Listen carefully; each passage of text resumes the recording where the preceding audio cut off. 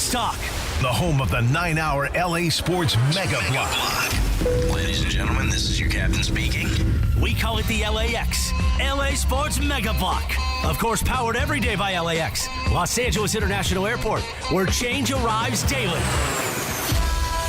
Let's get to it. Time to get in the air. We're taking off, LA. You have clearance, Clarence. Roger. What's our vector, Victor? Travis and Sliwa has clearance right now. Yeah! That is none other than AK. How you feeling this morning, Andy? Good, man. You're good? Nice, relaxing weekend. Yeah. I got a little bit of it. You actually did something that I didn't think was even possible. You watched more movies than Emily did. I watched a lot of movies And you this watched weekend. a lot of movies this weekend. I had the rare weekend where there was nothing of import involving the Lakers, including the All-Star game that two Lakers played in. Sure. My wife one night went out with a friend of hers and had dinner, and they were out late. And my daughter had a sleepover one night that occupied like a large chunk of the weekend. Okay. So I had a lot of downtime. Home Alone action for you. I watched almost 6 movies. That's a lot of movies. Yes, it was glorious. That's a lot of movies. I'm Roars impressed. to you, Em. How are you? Roar! I think, look, I know a lot of people roar on this radio station. Hers is my favorite. Oh, hers is so adorable. It's like the Genesis. You hear the roar as the tiger goes by. By the way, he quit shortly after we were yeah. talking about him on Friday. He got the flu, and he had to tap the mat. Get well soon, Tiger. Only four movies for you, Em? Only 4 movies. I did a double Slacking off. a double feature on Friday night, then I saw one on Saturday and one on Sunday. The one Okay. on Sunday, though, was quite possibly the most fun that I've had in a movie in at least over a year. It was so much fun to see this movie. It was Madam Web. Madam Web. Which is the new Sony Marvel movie. And I'm not a comic book movie person, so don't come at me. I had an incredible time watching this movie because it is just that bad. Excellent. It is that bad. It is so good. So that was so fun. We will hear more about that because a good, bad movie is fun. Those are always good. Buenos dias, Jorge. I know what you did. buenos You and I were dias. talking a little bit. Oh, yeah. He went to the PBR, the Professional Bull Riders. That's right. What? Yes. Years, I mean, probably like 15 years ago, Brian and I co-wrote a feature article for ESPN, the magazine, about a bull. Okay. The actual bull. They wanted us to write something about the PBR, and we don't know anything about bull riding at all. But we ended up finding this angle about this bull that was like basically considered like almost like bipolar. This bull that was like he was considered this incredibly difficult bull to stay on. Like he terrified all the riders around the league if you could get him to cooperate. To even do the bucking thing. What was the bull's like name? there would What be, was the bull's name? Oh, I'd have to look this up. Ferdinand? It was Ferdinand. That's the only bull I'm aware of. Bodacious. Let me see if I can find this. Bushwhacker was one of the meanest Bushwhacker? ones. And then the one right now, his name is Man Hater. Ooh. Dude. Was that the one you sent me the video of? Yeah. Okay. And then that was the first rider that actually rode him the whole way through. Oh, He basically took his undefeatedness away from him. Okay, I found it. The bull's name was Reindeer. like Rudolph? Yes. Is it like naming like a horse cat? This bull was, when he was in the mood to do the bucking thing, terrified like every single rider. And like, some days he's just like, I'm not going to do it today. And I mean, he had this like really. I actually, you know what? I'll tweet out this story at Cam Brothers. Can I ask a stupid question? Yeah, sure. I thought they get them to get in the bucking bull mood by yanking them. Like, I would think you can't ignore that because you're not in the mood. Like, I'll buck later. Well, I mean, apparently this bull can resist the yanking. Apparently. You have to yank a little harder to get reindeer. Well, but okay, again, I feel like that's you don't have to It's- really put your heart into it to get Travis, you these are all motivated. professionals. I think if it was as simple as yanking, they'd have figured this one out. Perhaps. But also, too, like, it was a really interesting story because this bull was owned by this family. Their last name was Moreno. And their son, the either son or grandson, I haven't read this article in a while, but had very serious cancer and was really attached to this bull. Like, this bull was really loving towards this kid. Like, a lot of the handlers would be afraid to like go in to just bring the bull its food. Like they're afraid to go in there. But this bull became super attached to this kid. And because of that, the owner of the bull, the Moreno father, was reluctant to ever sell, even though he had big offers because of the relationship between the kid and the totally unpredictable, like schizophrenic bull.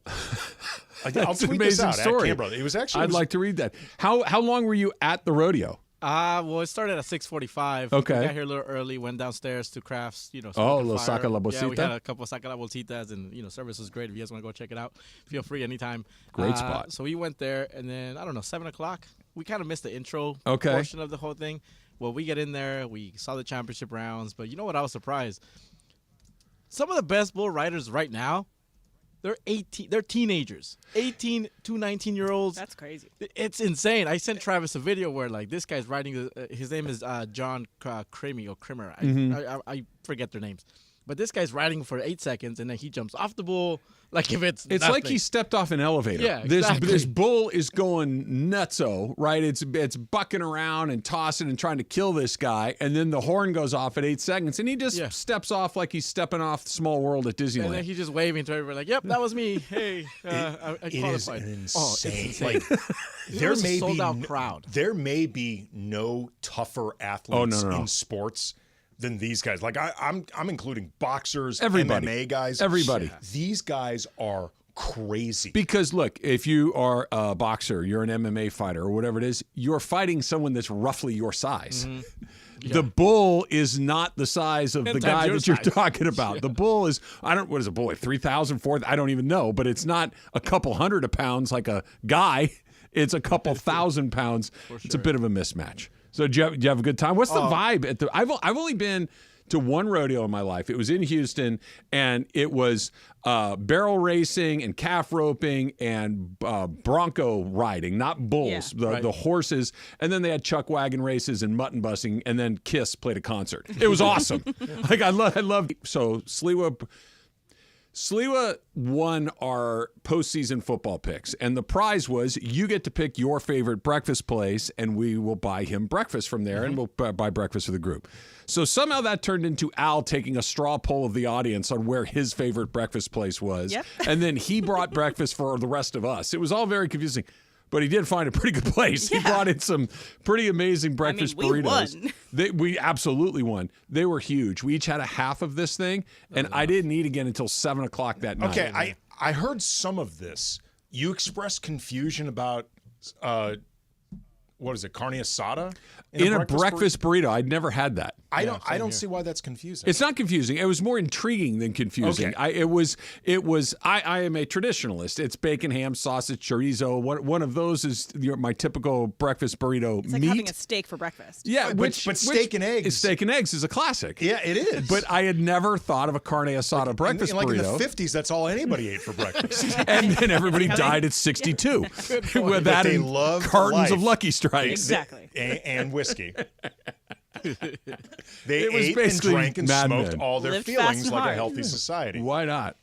Yeah, so Yeah. I had never had that. Still have never had that. I don't know. If I'm getting a breakfast burrito, chorizo seems like the right choice. Maybe some bacon. I don't know. That's just me. Those are great choices. I'm just saying, I feel like carne asada is a legit and even logical choice. Sure. It's a burrito, so Yeah. that is something that would belong But in the a burrito. Al was making, and he basically built a carne asada burrito and just threw an egg in it. Like it wasn't necessarily a breakfast burrito. It was just a burrito, the one you would get for lunch or dinner with an egg tossed We've into it. all been to brunch with people who get like that burger, but they add an egg onto it, and so it's a brunch meal. So it's like, I think anything you can add an egg to it, a lot of it makes it more breakfast forward, especially at the time of day that you Look, if you have it, throw an egg on it, like you mentioned, and you have a mimosa with it, it's breakfast. Sure. That's just the Saying, way when you they do really it. think about it, the idea of ham and hash browns and all these other breakfast items put inside a tortilla is actually stranger than throwing an egg inside what is otherwise a carne asada burrito. There's no wrong way to eat a burrito. That- we can all that's agree on my this. point. That's my point in defense of Allen. absolutely no wrong way to do it. There is a wrong way to play a basketball game, and they put it on display last night. That's next. It's Travis Slee, 710 ESPN. Andy's in for Slee. AutoZone has the free services you need to help you get back on the road, like their free AutoZone Fix Finder service. The AutoZone Fix Finder service not only identifies the check engine light code, it also helps identify the most likely cause of the check engine light being on. The information provided by the free AutoZone Fix Finder service is then verified by data from over 5.5 million ASE certified technicians. And with over 5,600 locations nationwide, AutoZone is here to help you save time and money with their free services. Getting the job done just got easier. Restrictions apply. Get in the zone. AutoZone. All right, guys, it's officially back. Fifth Row Fridays presented by BBGO. That's the official game day snack of the Lakers, by the way. And this is the best thing we give away. Fifth row seats to a Laker game. How many times do people come up to us and say, hey, give me Laker tickets? Yes. We don't have them. I don't even have them, but you can win them if you listen every day. And these seats are better than the seats that you and Michael have, right? 15 rows better. Yeah. Michael and I are like row 20. So here's how you win. You listen every day to all the shows and take notes. If you can answer 5 questions about what happened on the show that day, you're eligible to win. And don't forget, on Fridays, your chance to call in all 5 right answers, and you are in the fifth row at Crypto.com Arena for a Lakers game. For free!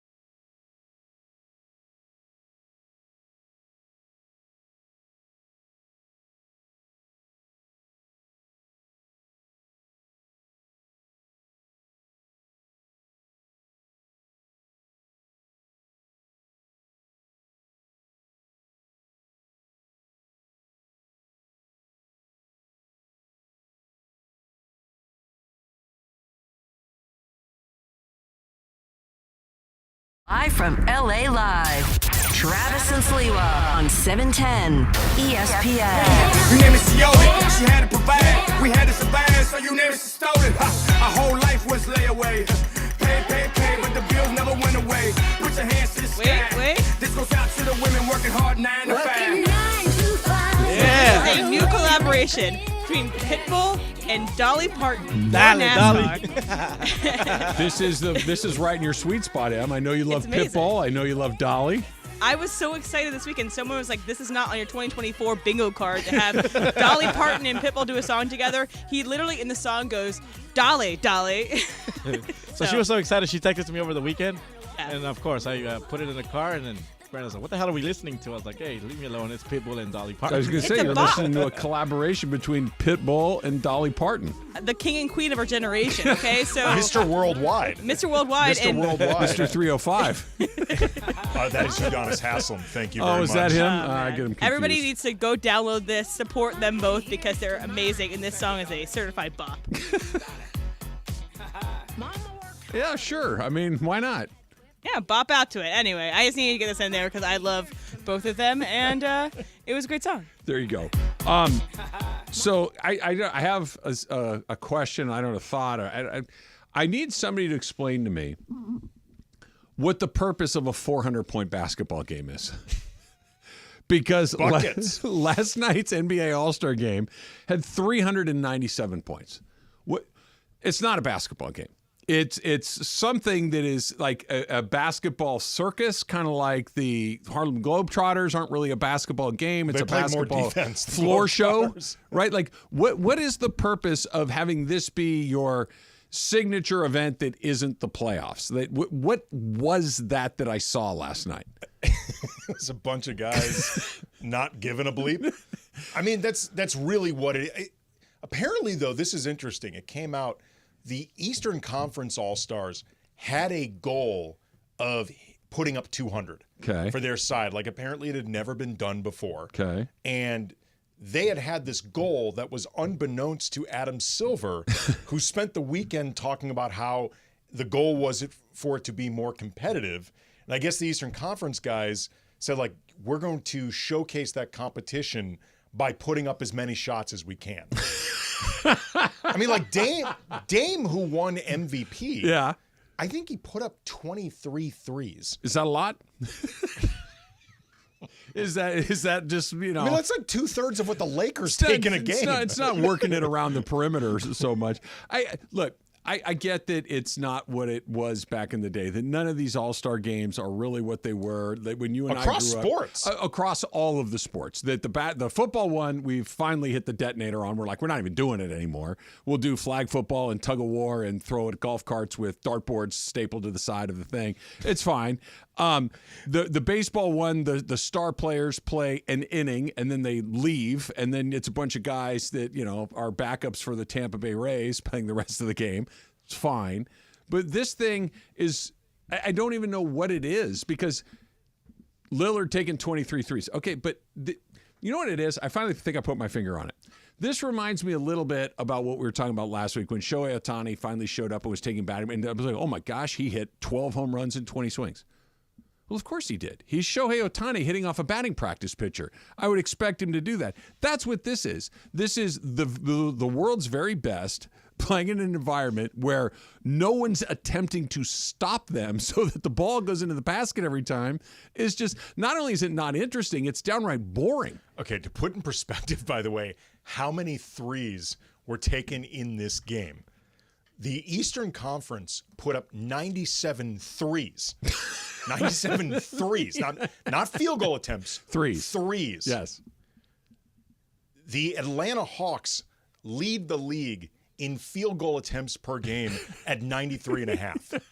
So they took more threes in this game than the Atlanta Hawks, the league-leading field goal attempt team in the NBA, puts up shots. What are, like, Adam Silver, to your point, it's like, we're going to try to make it more competitive. Larry, I want to play this cut from you from Larry Bird, because Larry Bird, prior to the game, he's saying everybody needs to play hard. I don't know if they heard Larry Legend prior to the game. The one thing I would really like to see is they play hard tonight in this All-Star game. I think it's very important when you have the best That's players in the definition of world tepid together, applause, by the you way. got to compete, and you got to play hard, and you got to show the fans how good they really are. So I hope you enjoy your weekend. I'm enjoying mine. Have a good All-Star game. You know, I like that, to show the fans how good they really. That does not showcase how good they really are. That's just a glorified layup line. Well, here's really the problem. Every shred of evidence suggests that NBA players do not care about this game anymore. Right. And you can lament it all you want, but it's the truth. But the three-point contest shows they can still be competitive that weekend. So I don't understand. I've been saying this for a long time. I don't know why they don't just scrap the main event format. Like the Pro Bowl. Right. Find something that would make these guys competitive, because there's a lot of things going on. Guys don't want to get hurt this close to where your playoff pushes are happening, hopefully getting to the playoffs. Like the things that actually not only matter to them, but they get told all the time by NBA media, legends like Larry Bird, all that matters is championships.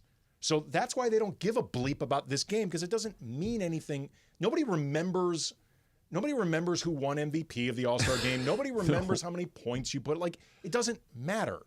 Like, they've tried eliminating conferences. They tried the Elam rule. The Elam rule was the only thing that, at least for a year or two, like, all right, that's kind of interesting. And the little mini games inside the games. The year that it really worked was because it was the year they were honoring Kobe. Yeah. And everybody was playing for Kobe. You can't keep recreating that. And, like, the game itself doesn't provide the same utility it used to. Like, it used to be something that would legitimately showcase the NBA to audiences that don't often get to see it. Yeah. Like, players don't need it anymore. The league doesn't really need it anymore. Just find something new for them to be competitive in, as opposed to just trying to come up with different ways to bleed a rock. Well, there has to be stakes. Now, what the stakes are, we'll see. The stakes of the three-point contest are, I won the three-point contest. There's value in being the three-point champion. There used to be valuable in being the slam dunk champion. That used to have some value, whether it was Michael Jordan or Blake Griffin or Brent Barry or whoever it was. There was some cachet in being this. Nate Robinson. Like, there was some Spud Webb. Oh, wow. Now it's like, I don't know Mac McClung. I don't know what the stakes could be to get the rank and file. These aren't the rank and file, but the rank and file of the all-star community to invest in it in a meaningful way. But you don't want what baseball did, which is like the winning side against home it court can't be for that, World because Series? that's absurd. That's contrived. It can't be too something much. that, well, yeah, and it just doesn't add up. The stakes are far beyond what this thing should be. Part of what makes a three-point shooting contest work so well is that this is something guys do all the time. If you go to practices, there will be three-point shooting contests between players all the time, half-court contests. Would horse be too boring? No, because I think they'd care. Yeah. And the other thing that the three-point contest works is you're not going to get hurt. Right. So you can actually compete without worrying about getting hurt. Like, I think part of the reason the dunk contest doesn't work anymore is you're just sort of out of things to do. Yeah. Like, at this point, you're out of things to do, and you get judged now if you're not creative enough, which is starting to turn into, like, if you're not doing enough prop comedy, or like you're not including enough bells and whistles. Like, we've run out of things to do. Where's your blindfold? Like, dude, I was at the contest where Baron Davis came out of the sunroof of a Kia so Blake Griffin could jump over it. And that, by the way, was such spectacle, ignored the fact that in the same contest, JaVale McGee did more creative things in that contest, but, like, that was the apex. There's nothing you can do to meet that anymore. Horse. Guys honestly, I can't. Horse. Guys would care.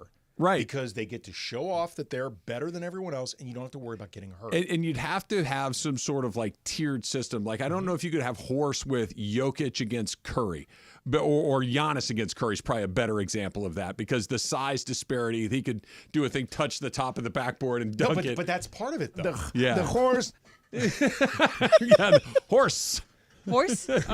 Very important. The horse. But we had that horse back in COVID times, you know? Okay. But obviously that was people way were smaller shooting scale. it with their phones, Yeah, and it exactly. was Right. it was the first thing we put on TV in 3 weeks. Right, but or we no whatever it longer was. have to do that anymore. Yeah. We can actually do this like a proper production. Who's the guy to beat an NBA horse? Because I think there's got to be an element to be able to dunk and shoot it. Because if Steph relinquished the lead, somebody could start doing all these crazy dunks and Steph can't match it. Well, I mean, but that's where it gets interesting. Like first of all, that's something where LeBron, he would be pretty good. He'd be pretty good. Pretty good. He'd still be really good at that and doesn't have to worry about getting hurt. Yeah. Like I feel like they're trying too hard to maintain a tradition that nobody cares about anymore. Well, and the tradition's long dead. It's the tradition of let's play a basketball game has been gone for quite some time. This was, I don't know what the hell it was, but it wasn't a basketball game. It used to provide a utility and a purpose, and now even players in smaller conferences, like our smaller market teams, medium market, they don't need this game. Between League Pass and social media and guys having their own podcasts and all, like, they don't need it anymore. It also doesn't help that guys like Barkley bag on it all the time. It's hard not to, Andy. No, but it's hard not to look at that and go, this sucks. Right, but they bag on it heading into it. Yeah. Like, I mean, Barkley is in a lot of ways the greatest thing and the worst thing that ever happened to the NBA. He is great at coming up with funny lines. He's awful at actually promoting the league. It is a Michelob Reaction Monday on 710. We are reacting all day long to last night's NBA All-Star Game and, of course, spring training baseball, which starts later this week. Michelob Ultra, 2.6 carbs, 95 calories. It's only worth it if you enjoy it. What about that? Is this just me being overly optimistic potentially?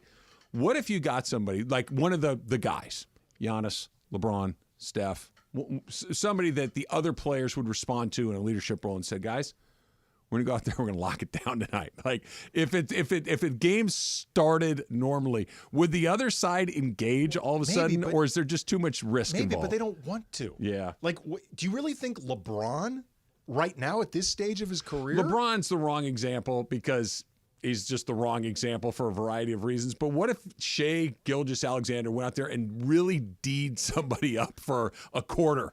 Would it become infectious? Would other guys start to do it? I don't know. I mean, but it doesn't change the fact that they don't want to. Right. So rather than trying to make them get competitive over something they don't care about, money, just could do that. But like, okay, Orale Juan at Orale Juan Obi-Wan pointed out on Twitter, Steph versus Sabrina was the best part of the weekend, which it was.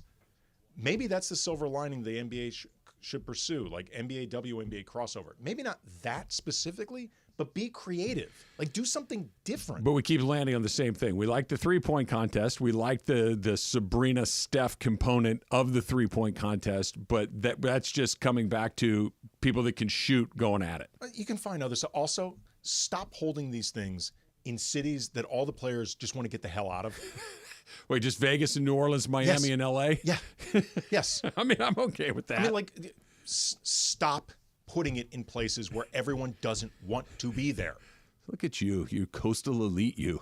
I'm just trying to solve the problem. I think Indianapolis agrees with us. I think they would rather be in Miami and LA as well. I'm trying to solve the problem. I'm a heart of America guy. You guys are just coastal elites over there. Who's also great over the weekend? Puka Nacua out there for the All-Star Celebrity Game. Go off, King. He was unreal. He played basketball just like he played football. He had a smile on his face the whole time. He's running around.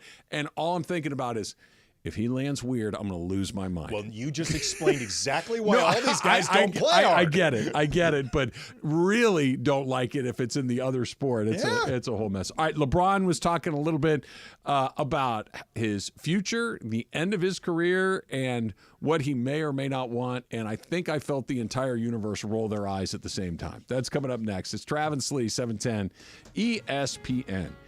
Is your vehicle due for service? Is it ready for that general maintenance trip? Is it time to get those wipers replaced? Head into your neighborhood Valvoline Instant Oil Change, home of the 15-minute drive-through oil change. In fact, my daughter called me because it's going to be raining this week, and she's like, hey, I need to get new wipers. I said, go to Valvoline and get it done. They're going to take care of you. You're going to be in and out in no time at all, and your wipers will stop making that terrible sound.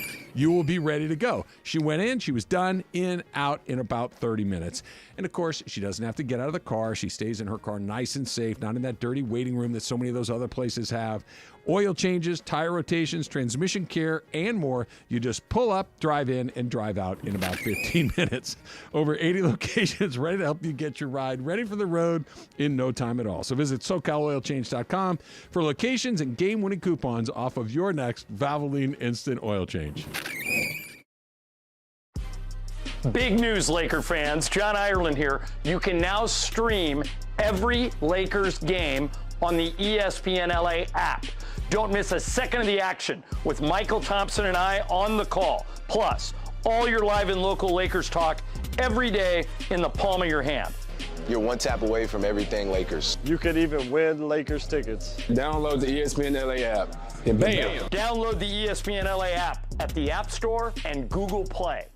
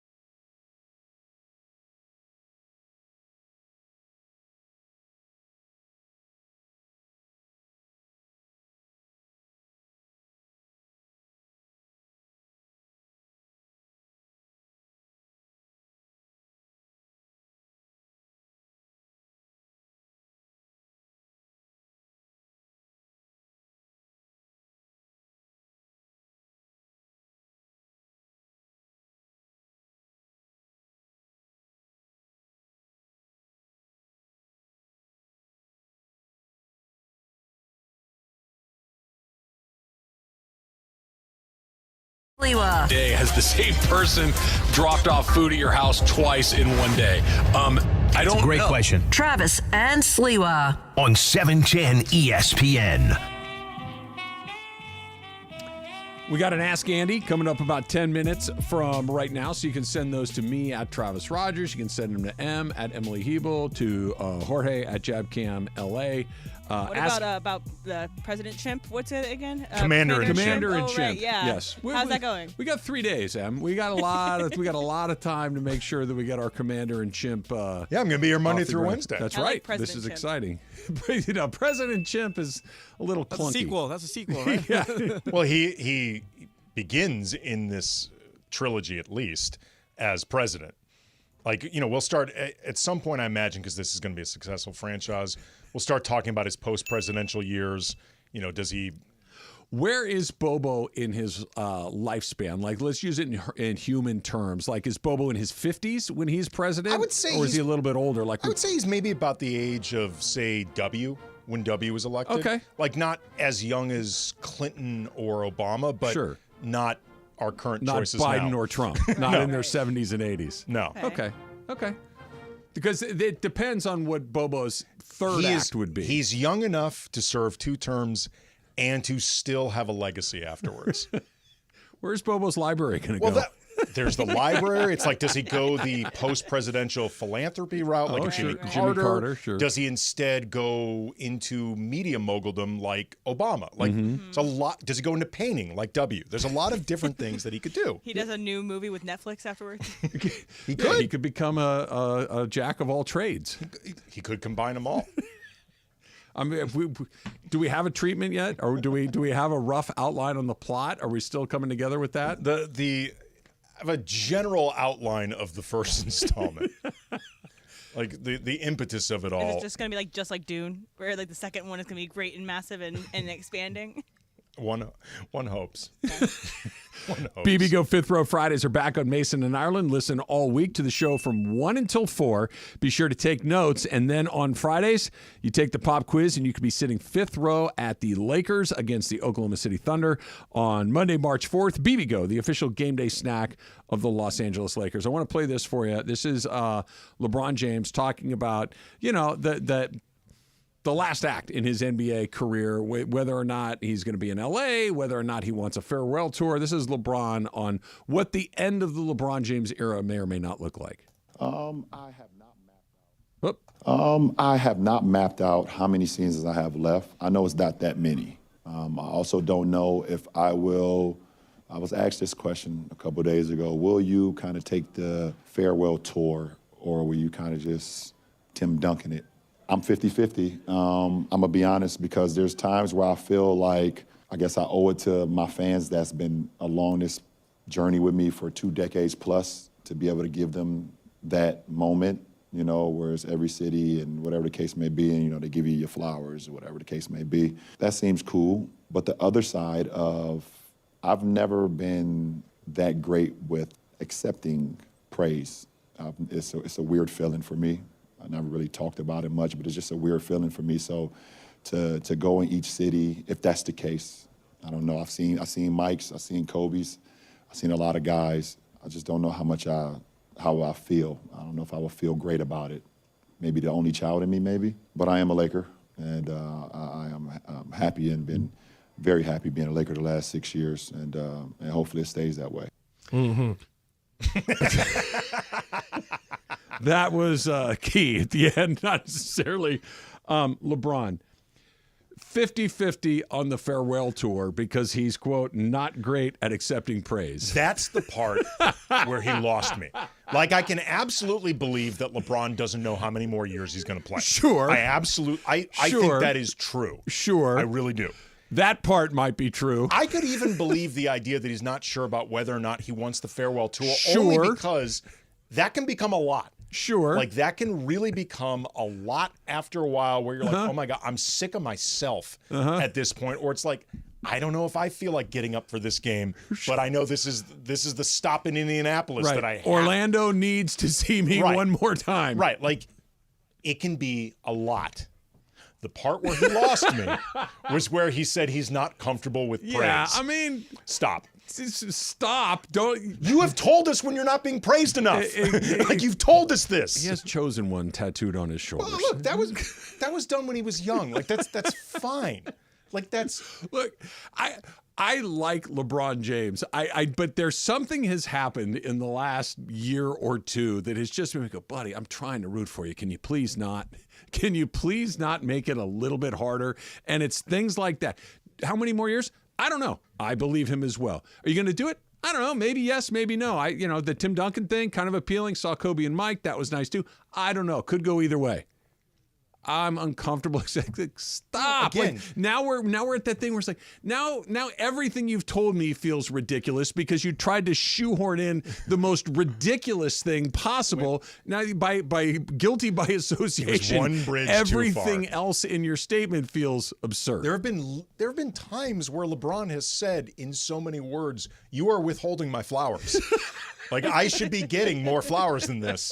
I'm not getting enough flowers. He's not the most humble person. And he doesn't Nor have does to he be. need to be. Exactly right. Exactly. But here's the thing. I'm okay with I don't know if I want to do it. I'm okay with I am the greatest player of all time because he might be right. I'm okay with, hey, I can do this however I want. I'm LeBron James. Cool. All of these things are true or true-ish.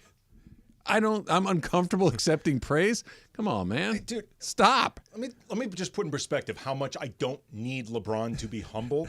If I was 1/10 as good at anything as LeBron is at basketball, I would never shut the F up about it. Sure. Like, you would never hear the end of it. If I was even 10% as good. The only thing that would be more absurd that would be him trying to aw shucks this stuff. The aw shucksing something when you're this good is even more disingenuous. I've said before, like, if I ever won an Oscar, I would wear that thing around my neck like Flava Flav's clock. Like, you would never not know that I'd won an Oscar. This little thing, I don't know. It's just something I Oscar award-winning Andy Kamenetzky. Yeah, I mean, I would appoint myself Sir Oscar-winning. Like, you knight yourself. Yes, like, again, I have no problem with LeBron wanting to know that he's great because you know what? He's one of the most special athletes ever. Of course he is. And this is the point where I think everybody's on board up to like, no, come on, man. Yeah. Stop. Don't do that. It was don't like do that. 85%. I don't know if I want to do it or not because I don't know if I want to do it or not. Yeah. Right there. It's a lot. Right there. Just drop it and say, and then we went to the next part. And there are some other things in there too about he wants to finish his career as a Laker, but he did the thing, and we'll talk about this coming up at 11 o'clock. There's always, much like because I'm uncomfortable accepting praise, there's always one phrase or one addendum to a sentence at the end of these things that make me just, really? We couldn't have left that off? That's coming up at 11. Coming up next, it's Ask Andy. Send them right now at Travis Rogers, at Emily Hebel, at JabCamLA. Of course, you can do it on the phone as well. 877-710-ESPN. That's 877-710-3776. It's Travis Slee. Andy's in for Slee on 710 ESPN.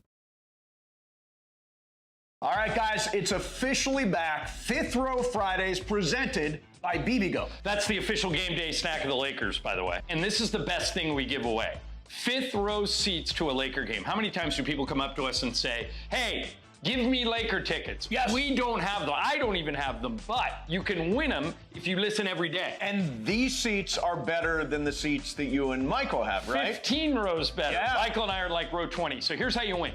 You listen every day to all the shows and take notes. If you can answer 5 questions about what happened on the show that day, you're eligible to win. And don't forget, on Fridays, your chance to call in all 5 right answers, and you are in the fifth row at Crypto.com Arena for a Lakers game. For free!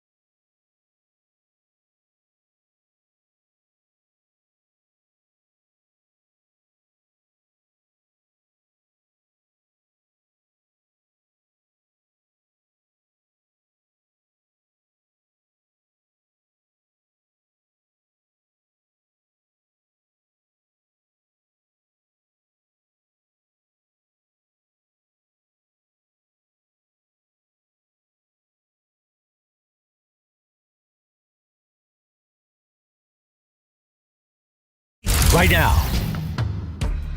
All right, 877-710-ESPN. Let's start on the phones, which I always like to do. Let's go to Jay. Jay, you're up first with an Ask Andy. What do you got, Jay? Hey, Andy. Hey, so if you were to end up on Tommy Tuberville's Wikipedia page, is it more likely because you were checking out SEC football or because you had your political cap on and ended up on his page? Wait, repeat the question again. I'm not sure I understand it. So you ended up on Tommy Tuberville's Wikipedia page, and is it because you were clicking around on SEC football Wikipedia pages, or is it because you were checking out the U.S. Senate online and ended up on his Wikipedia page? Okay, now I understand. Like, why would I bother going? You ended up at Tommy Tuberville's page because you were thinking about football or politics? Yeah, like in a rabbit hole. Okay, I thought for a second I thought Jay meant I would end up an entry. Yeah, like in his Wikipedia. era. I'm like, oh, what? That's actually even better. Right. Like well, because if that's the case, it's probably something political. I don't care enough about his time as a coach anymore. But the answer to the way it was actually asked, probably the politics. Just going. When he started the question, I'm like, and then right, Tommy Tuberville's a United States senator. Forgot about that for a second. Yeah. Just for a second. It came back pretty quickly. El Vaquero writes, hashtag ask. Yeah, he seems to think it through. Could Commander and Chimp be sold as a prequel to Planet of the Apes? Ooh. This is a very interesting question. Also a great franchise. Planet of the Apes has a almost 90% hit rate. They actually, and it's the rare franchise that's gotten better as it's gone along. Like the worst of the remakes is probably the Tim Burton one with Mark Wahlberg. Honestly, yes. And then they've gotten progressively better.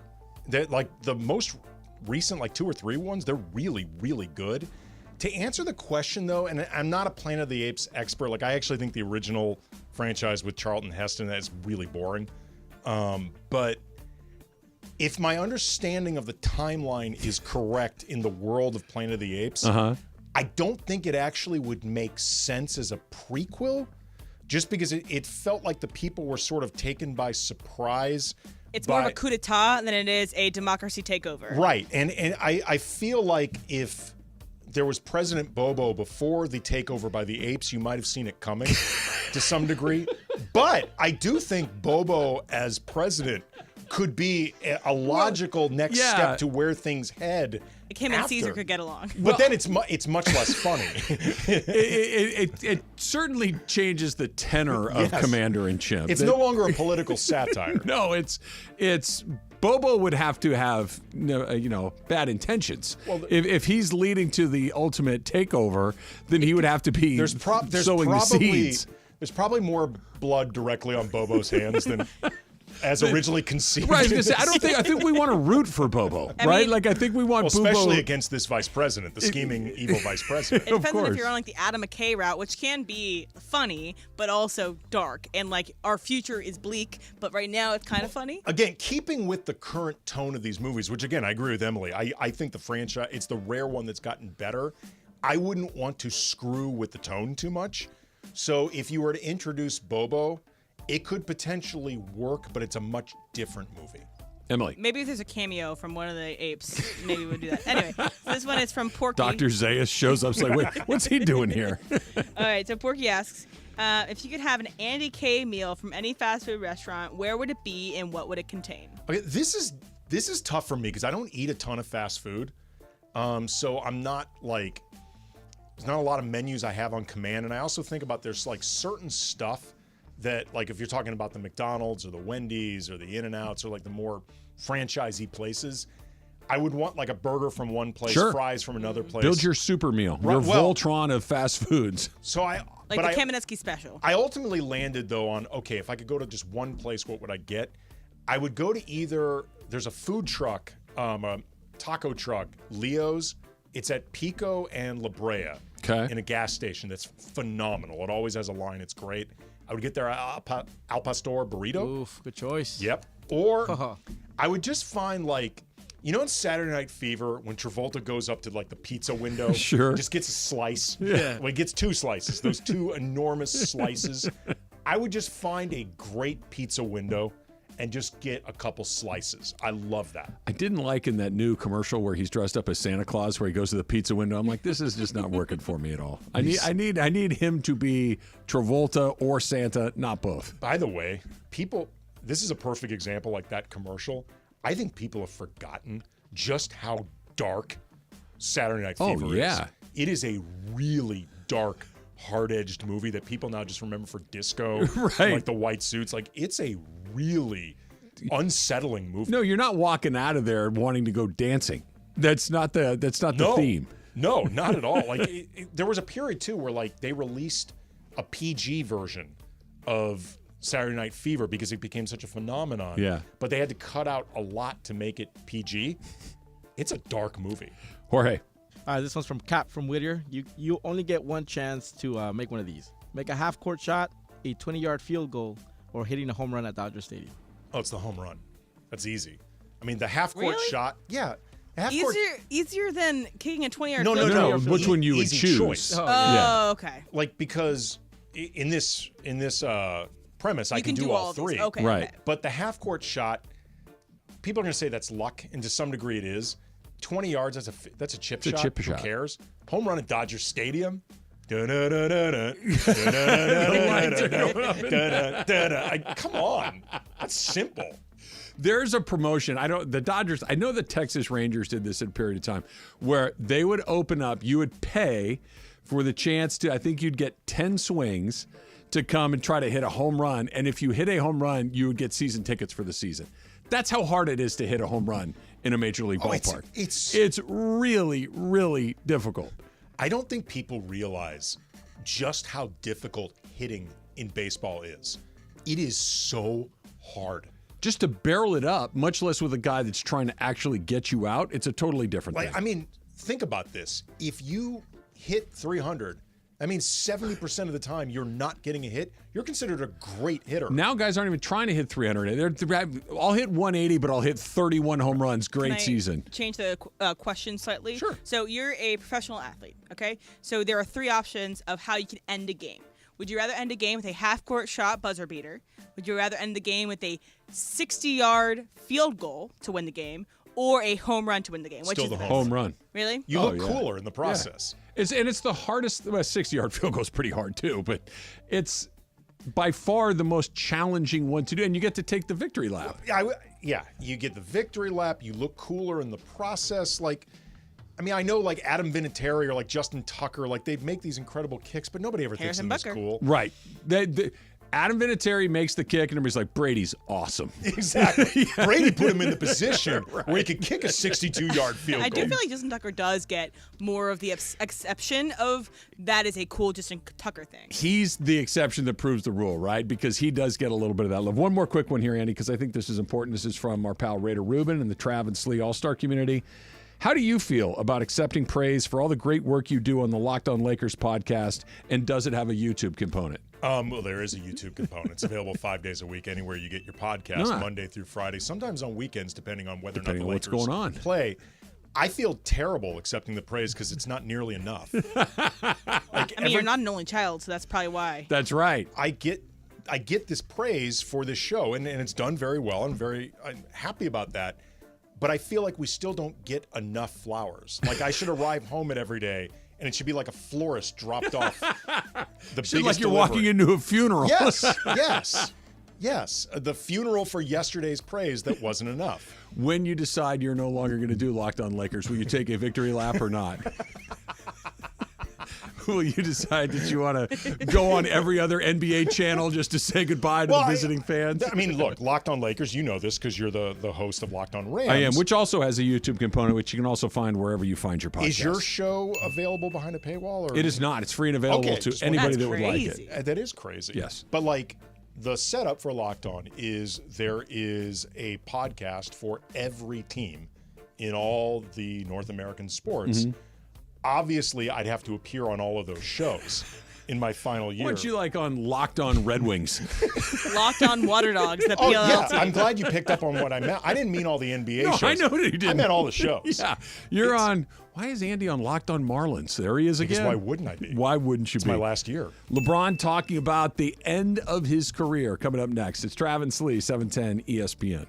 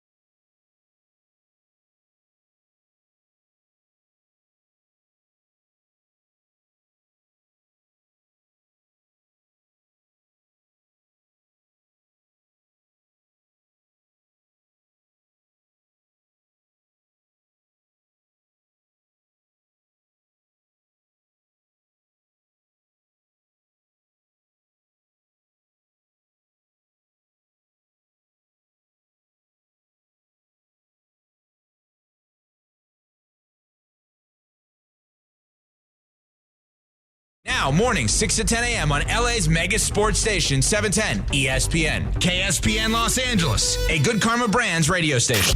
It's Travis Rogers, Alan Sliwa. Day has the same person dropped off food at your house twice in one day. I don't Great know. question. Travis and Sliwa. On 710 ESPN.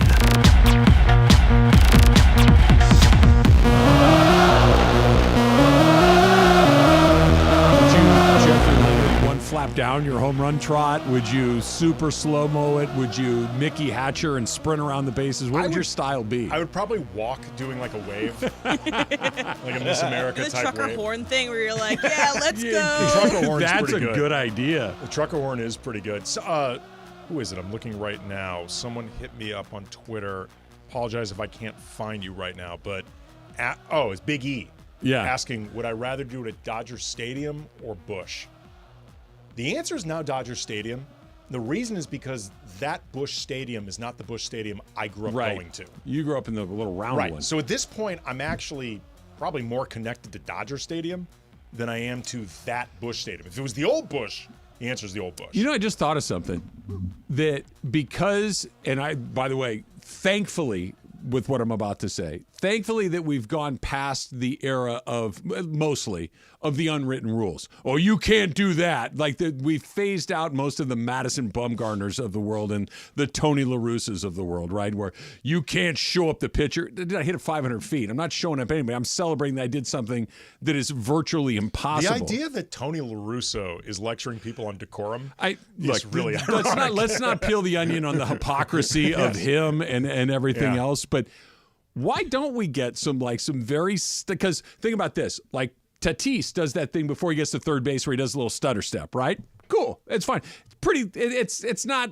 terribly flamboyant or anything like that. Why not have like these incredibly choreographed home run trots? We have it in football when guys score touchdowns. We have like Steph's little shimmy when he knocked down a 3. We have guys that have these little stylistic flares. Why not have them in baseball? I'd have zero issue with it. Yeah. I would have no problem with it. I would have no problem. You talked about the choreographed TD celebrations. Yeah. Like, I would have no problem if guys came out from the dugout to be a part of your running from third to home. Well, there was a great fun. one. I think it was Prince Fielder. I could have this wrong, but I think this is right. Prince Fielder, the old Brewers first baseman, hit a home run, and as he's coming down the line to step on home plate, when he jumps up and lands on the plate, all the players fall down like bowling pins. I'm like, let's do more of that. Like, what is the downside to doing some of this stuff? Now that Tony La Russa is not saying, okay, go knock that guy's head off with the next pitch, let's style this out a little bit. Because my whole thing would be, I would take forever to go around the base. Like, if the normal time is, let's say,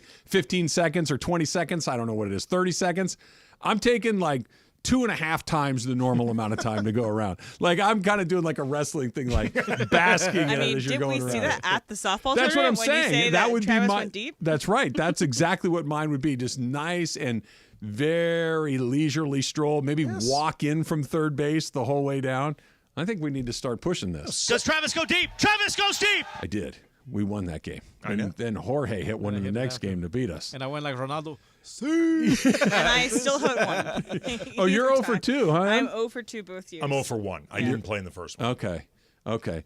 Brian was a sneaky component to last year's game. Brian played high school baseball at a reasonably high level. That's what it looked like it. Yeah. I played for a little while, and then I had a bad freshman year, and I quit. Okay. But that game was the first time I had probably put on a glove in like 25 years. We need to figure out something that's going on in center field because the sun is basically impossible out there. Okay. Like, I only had the ball. You will probably remember this because you have pretty good recall of this stuff. I only had the ball come near me twice. Both times were like legitimately difficult. Like, I didn't feel bad about it. There was one outfield I would have had to run from basically left center to right center in that sun to track it down. And the other one was that pop-up.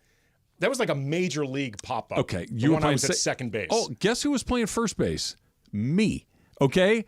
The second that went up there, I'm not going anywhere near that But thing. like, that was a legitimate Of course pop-up. it was. And it was way up there. And look, I'm not a smart man necessarily, but I'm also a fairly strategic man. Okay? I'm able to kind of see the problems ahead of time.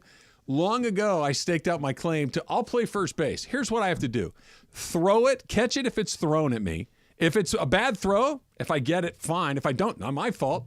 The ball never goes to first base. It is the ultimate spot to be because there's nothing to do. Yeah, like Clinton put himself in a terrible situation. Basically, the big E6? Yeah, basically calling short.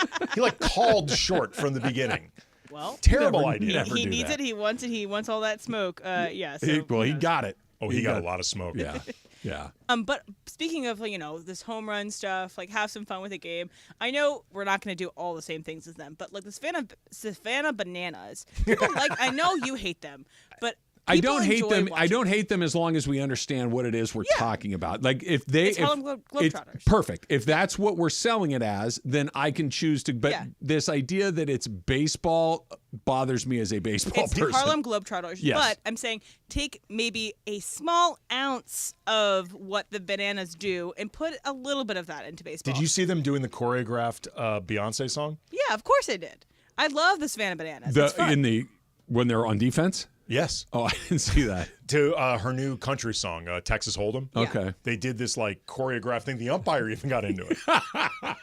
It's great. So I'm saying we're not turning MLB into the Savannah Bananas, whatever that league is called, but taking an ounce of fun because people like it. Yes. Like, for instance, Mike Trout would still put his head down and just run around the bases, and it would be perfectly on brand for Mike Trout.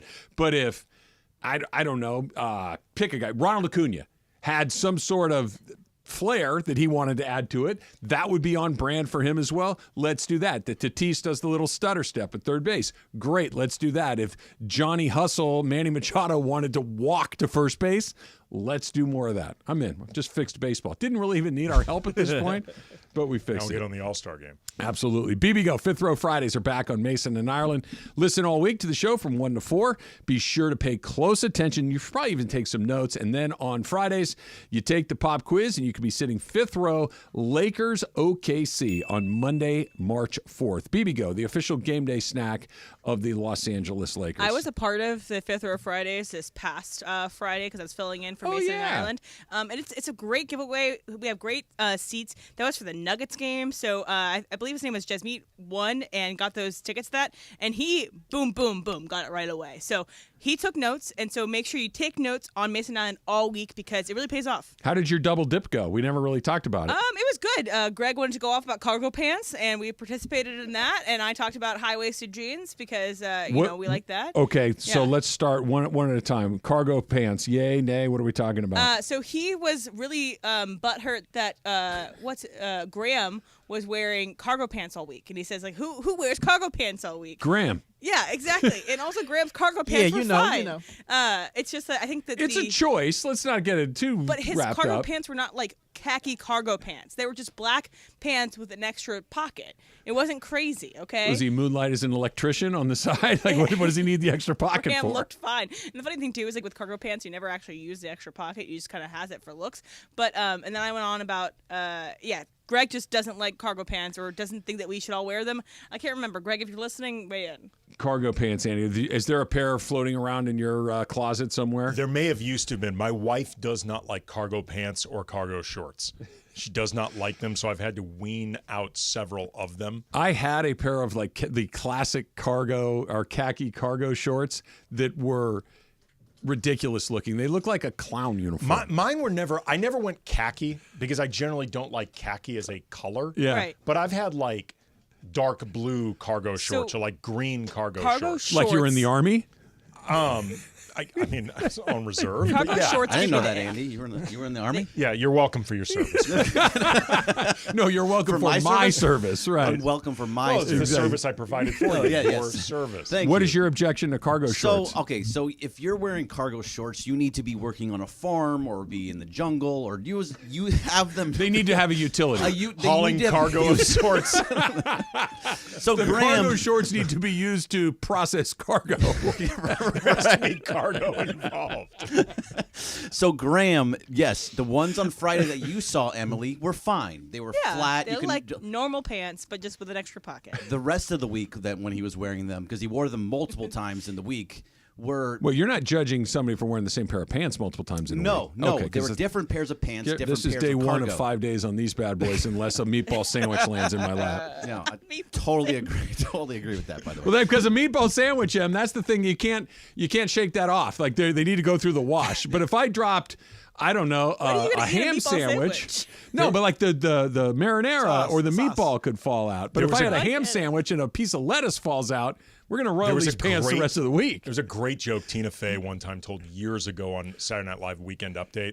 It's something like there's a new jeans coming out that men can wear several days in a row, or as women call them, jeans.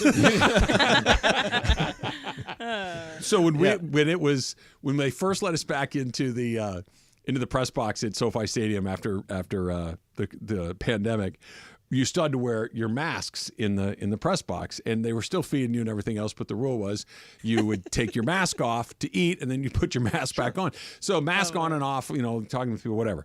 So I'd forgotten that my mask was still on when I went to eat a meatball, and I hit like a giant red circle right in the middle of my mask. It looked like a bullseye. And you didn't have spare. Exactly. I went to I'm like, do you guys have any? She's like, we really don't. So I had to walk around with a meatball stain on my mask. Yeah. So Graham was wearing a different pair of cargo pants the day before, and they were like your typical big cargo pants, where they were sticking out and just kind of look silly. So I just saw it a couple times, and I wanted to, give him a little help.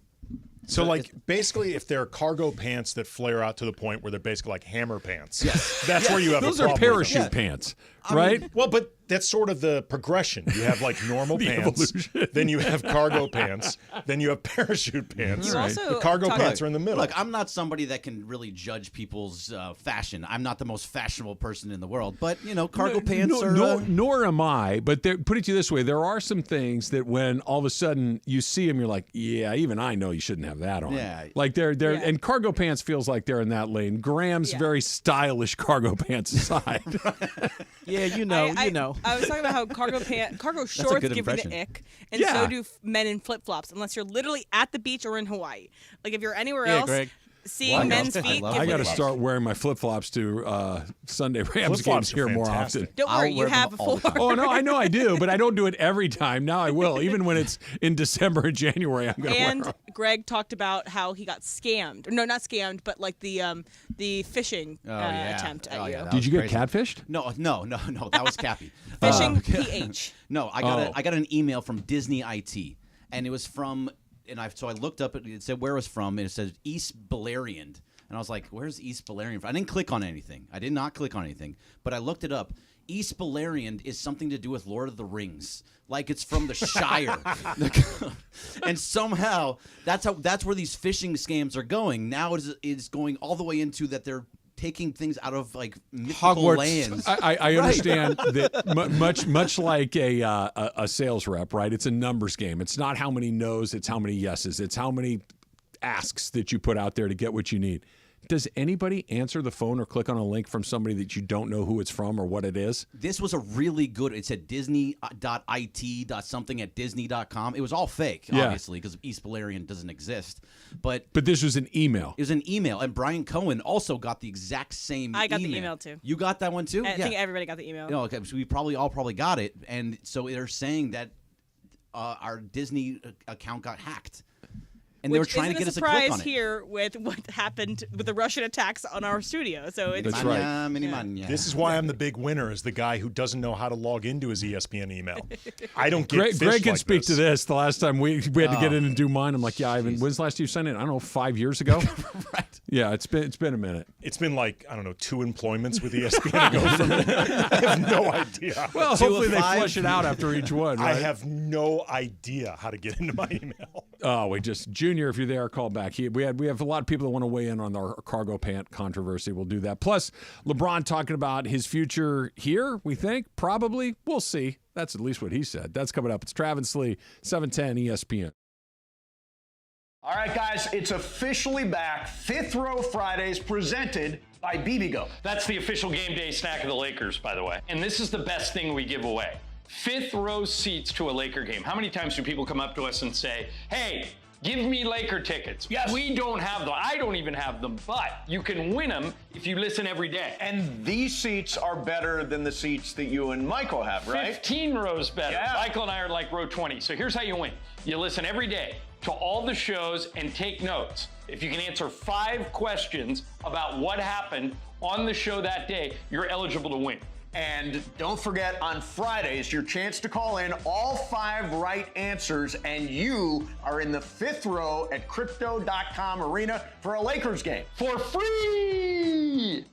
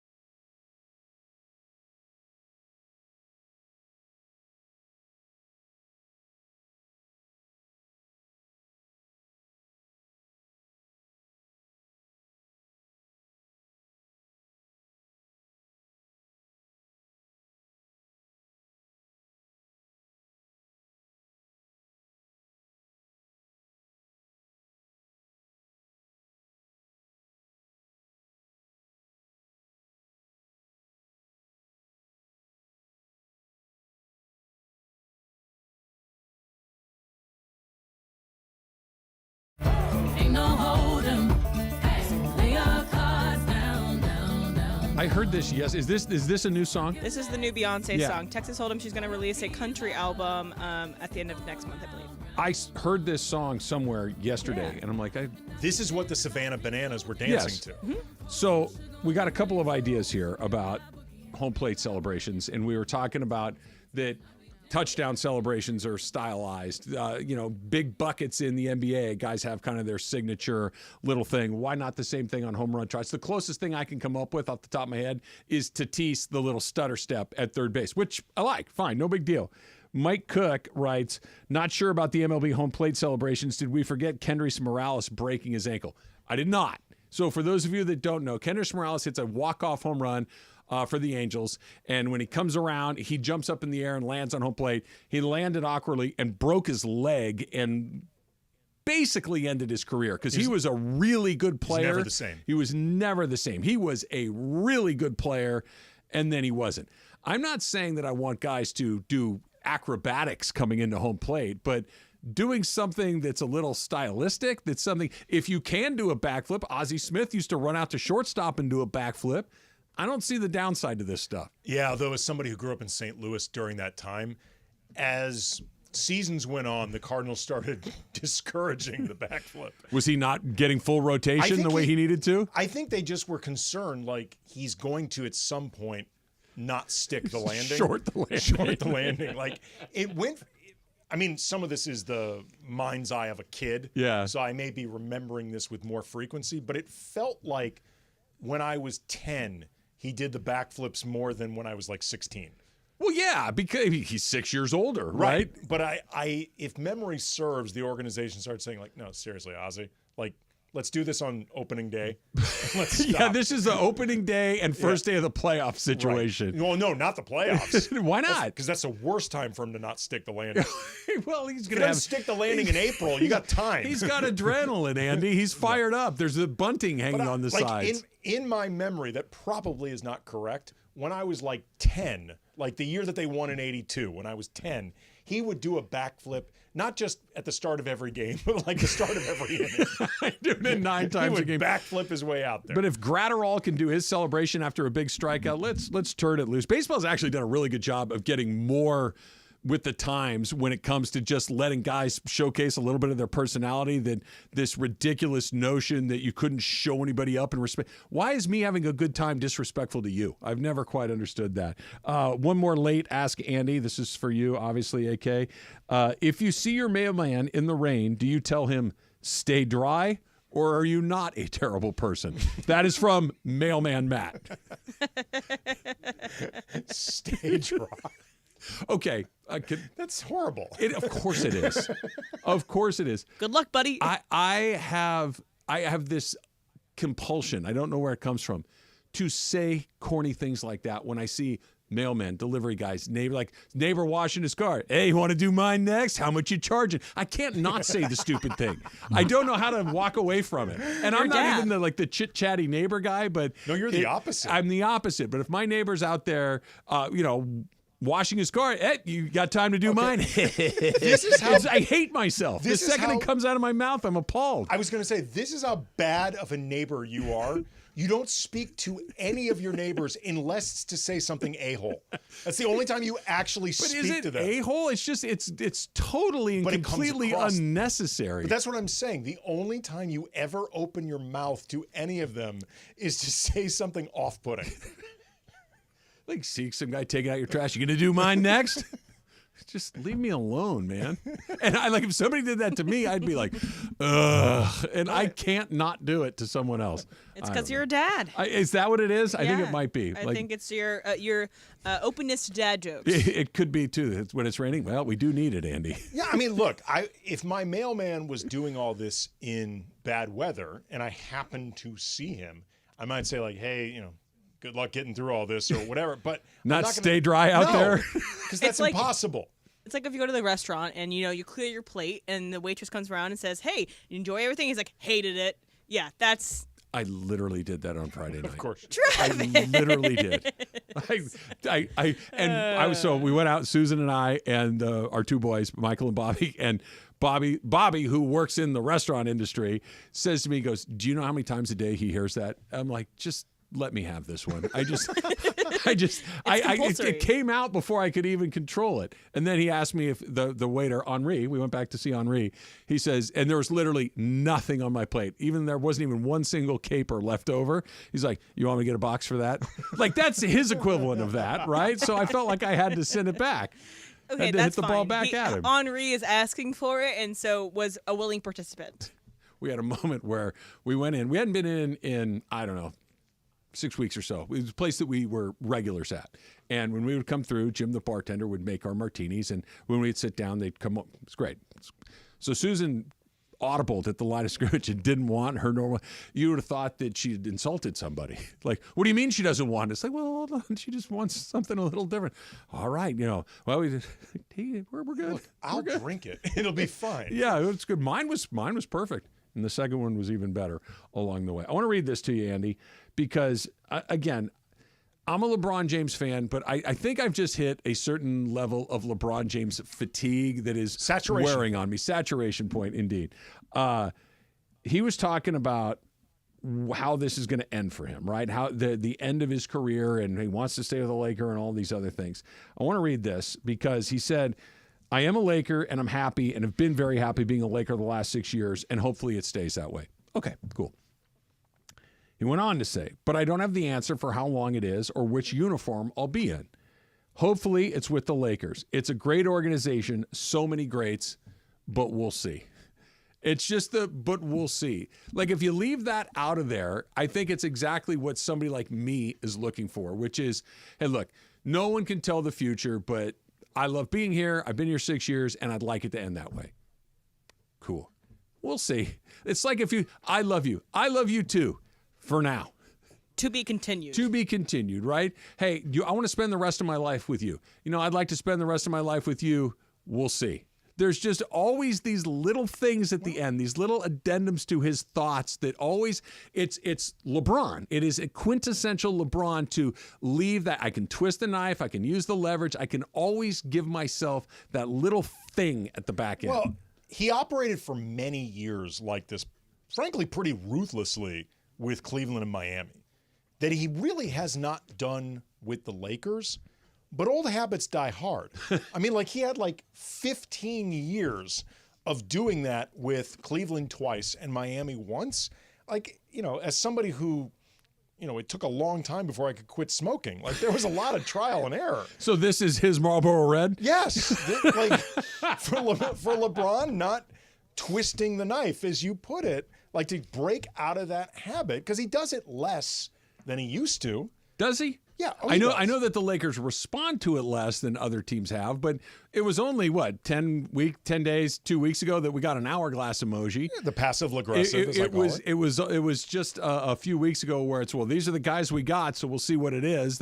He's still got it in him, right? But to be fair to LeBron, if there are things that you are trying to get, public messaging is a thing that you can weaponize in order to try to get the thing that you want. And I'm of the opinion that the Lakers, for the most part, have not really catered to LeBron in terms of actions. They cater to him in the way they talk about LeBron, and they treat him as a really... Do you think they're different? Their actions are different than their public positioning. How many things have they really done for LeBron? I mean, really, when you really think about it, other than Russell Westbrook, which is something you will never convince me the organization wasn't also into, because they are a star bleepery organization. I think that they are what you just said, and if you had empirical proof that they were yep, we love it, I would believe that too. But I also would be open to the idea of, man, this is not a good idea, but this is what he wants. Give him what he wants. That okay. One in particular, I would be willing to entertain. Well, I would just say that if they did that, that's 100 times worse than just misevaluating. Oh, sure it is. If they actually thought, if Rob Pelinka went to Jeannie Buss and said, look, I know LeBron and AD want to bring in Russ. This is a terrible idea, and it will not work for reasons A through Z. Then it was on Jeannie to say, let me handle this. Yeah. Because contrary to what many people believe, I'm all of your bosses. Like, it's ultimately my say. Do I believe that maybe Rob Pelinka was more into the idea of Buddy Hield and Westbrook? Sure. I mean, he had set up that deal basically to go before they ended up going with Westbrook last minute. But I refuse to believe that the idea that the Laker organization that is all about stars, Russell Westbrook was one of Kobe's favorite players. And Pelinka, you can see, views a lot of things through a Kobe prism. I refuse to believe that the organization was not excited about this. But regardless, what else have they really done in terms of actions catering to LeBron? It's an interesting way to think about it, because I wonder, and I don't want to throw out a specific thing because I think we can get lost in the weeds right there, but I do wonder if in this offseason, when the Lakers do have draft picks, when they have some flexibility that they did not have at the trade deadline that is available to them this summer, and the path that they like is path A, the path that LeBron would prefer is path B, do they pick A? Or is it still one of these path B things that we need to at least play nice with him? I'm having struggled to do it because or is it one of those, look, if we do A, he's leaving, but we're going to do A anyway. We'd like to convince him that A is the right path, but he believes B is the right path. And if we can't get him over to A, I think it depends we on risk losing. I think it depends on what it is. Like, how severe a thing is option B? Like, if it is something that is radically franchise altering or a real misuse of assets, I don't think they do it. And the reason I don't think so is we've seen evidence of them not doing that sort of stuff when LeBron won it. The first season that LeBron was with Russ, it was pretty clear that thing went sideways fast. LeBron was, there were stories coming about LeBron wanting Christian Wood and John Wall, because you had the $47 million that you could exchange between each other, which would have been an absolutely stupid move for the Lakers. They didn't do it. That offseason leading into the first season with Darvin, they could have made moves then and just dumped Westbrook, just do it. Would have made LeBron happy. Didn't do it then. Like, they've ignored a lot of the passive aggressive. I want to talk about it. I think they treat it like it matters because they should. That's interesting. They're going to ignore it when it comes time to decision-making time, but treat it a little differently publicly. We'll do that coming up 11:45. Up next, it's Factor Cap. It's Travis Lee, 710 ESPN. And it is official. Rotolo, Dealer of the Year, 13 years in a row. 13 years in a row. Think about all the great players we talk about on this show. Think about all the great teams that you've seen in your lifetime. How many times does somebody win MVP 13 years in a row? How many times does somebody win the title 13 years in a row?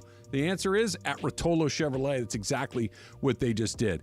And it's not complicated, but it's hard to do. It's the right price, the right vehicle, and customer service that is simply unmatched. That's what they do at Rotolo Chevrolet. That's what Mike Capozio insists on every single day. And his entire team, they execute it day after day, week after week, month after month, to the tune of 13 years in a row. So if you're looking for that new Silverado, if you're looking for that new Chevy car truck, get yourself into Rotolo Chevrolet in Fontana. It's right off the 210 freeway, Sierra Avenue exit. You can't miss it. Tell them that Travis sent you. And if you can't get in to the actual store itself, go online, rotolochevy.com. That's ROTOLO, rotolochevy.com, and make sure you tell them that Travis sent you. Coming up today at 4 p.m.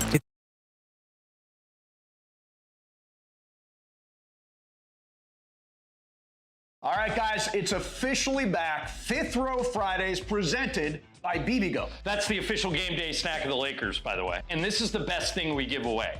Fifth row seats to a Laker game. How many times do people come up to us and say, hey, give me Laker tickets? Yes. We don't have them. I don't even have them, but you can win them if you listen every day. And these seats are better than the seats that you and Michael have, right? 15 rows better. Yeah. Michael and I are like row 20. So here's how you win. You listen every day to all the shows and take notes. If you can answer 5 questions about what happened on the show that day, you're eligible to win. And don't forget, on Fridays, your chance to call in all 5 right answers, and you are in the fifth row at Crypto.com Arena for a Lakers game. For free!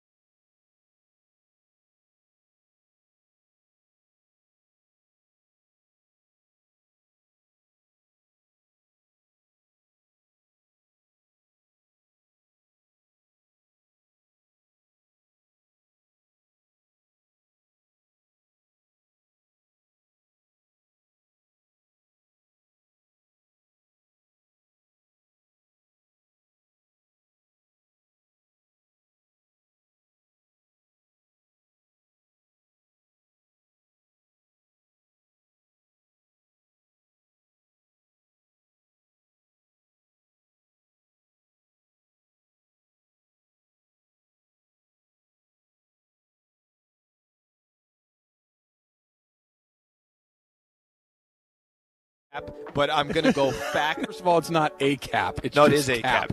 Welcome to Factor Cap.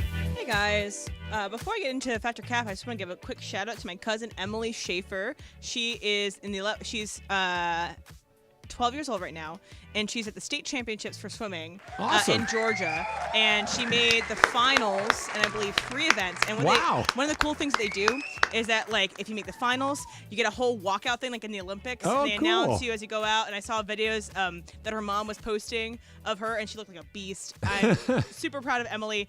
It's funny because we have the same name, and her birthday and I are 2 days apart, just obviously years different. So shout out to Emily. You're killing it. Good job. Good job, Emily. So last night I went to see a comedy show at the Largo.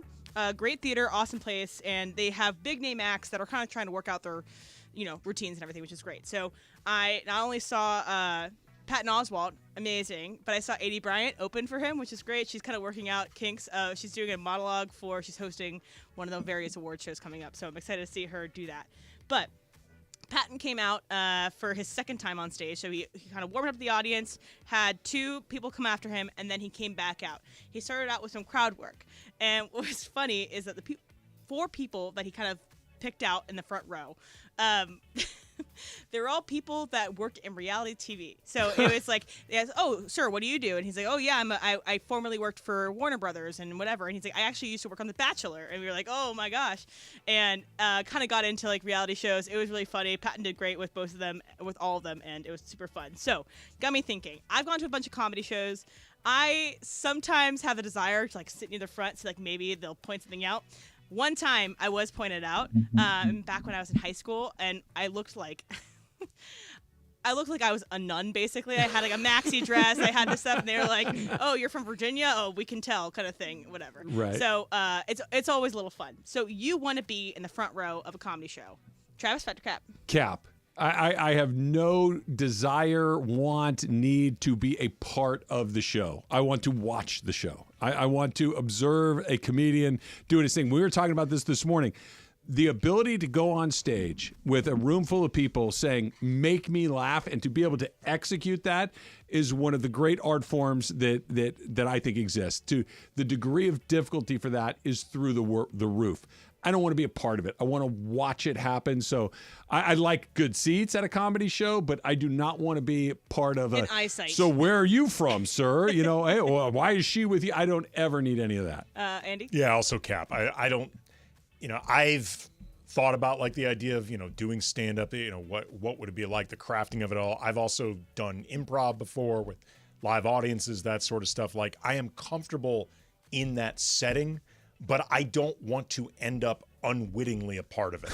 Like, it's something that you prepare for. It's something that you're ready for. Like, if I worked out something with Patton Oswalt ahead of time, yeah, I'd love to do something like that. But just all of a sudden end up part of Patton Oswalt's act, I have no desire to do that. Jorge?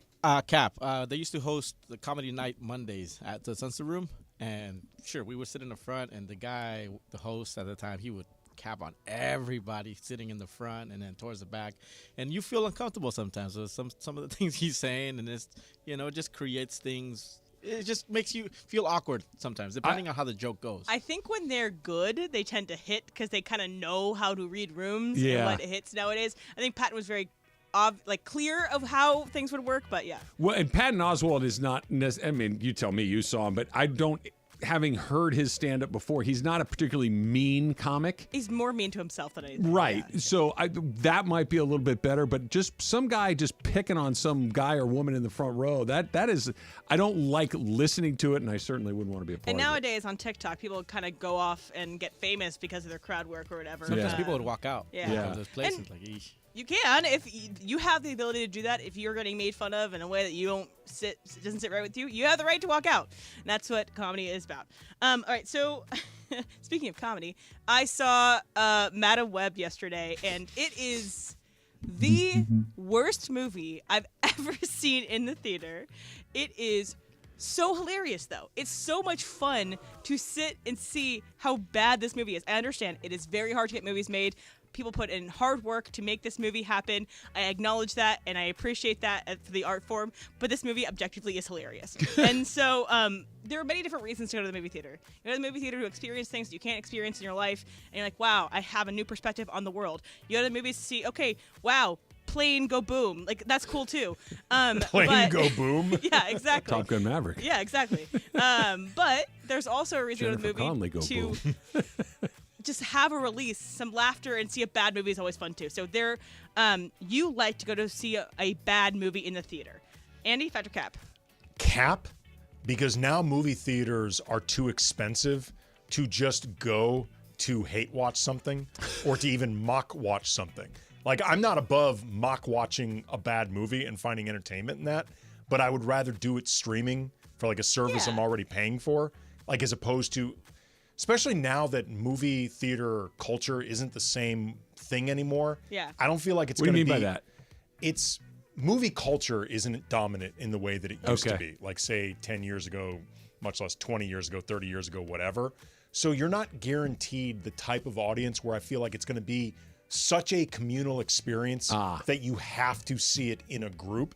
And again, the way movie tickets now are expensive, particularly if you're bringing someone else or, refreshments, parking, all of that, it's too expensive now for me to go see a movie that I know is going to be awful just for the ironic comedy of it.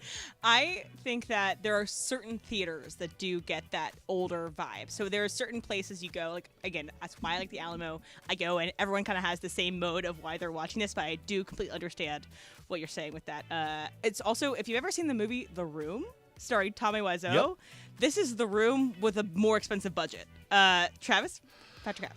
So it's Cap for me because I don't go to enough movies to go to one specifically to laugh at it. You know what I mean? And nor am I sophisticated enough to know why it's bad. I just know. You would know why this was bad. Well, perhaps. Okay. You don't have to be sophisticated. Yeah. My movie experience boils down to one thing. Did I like it or not?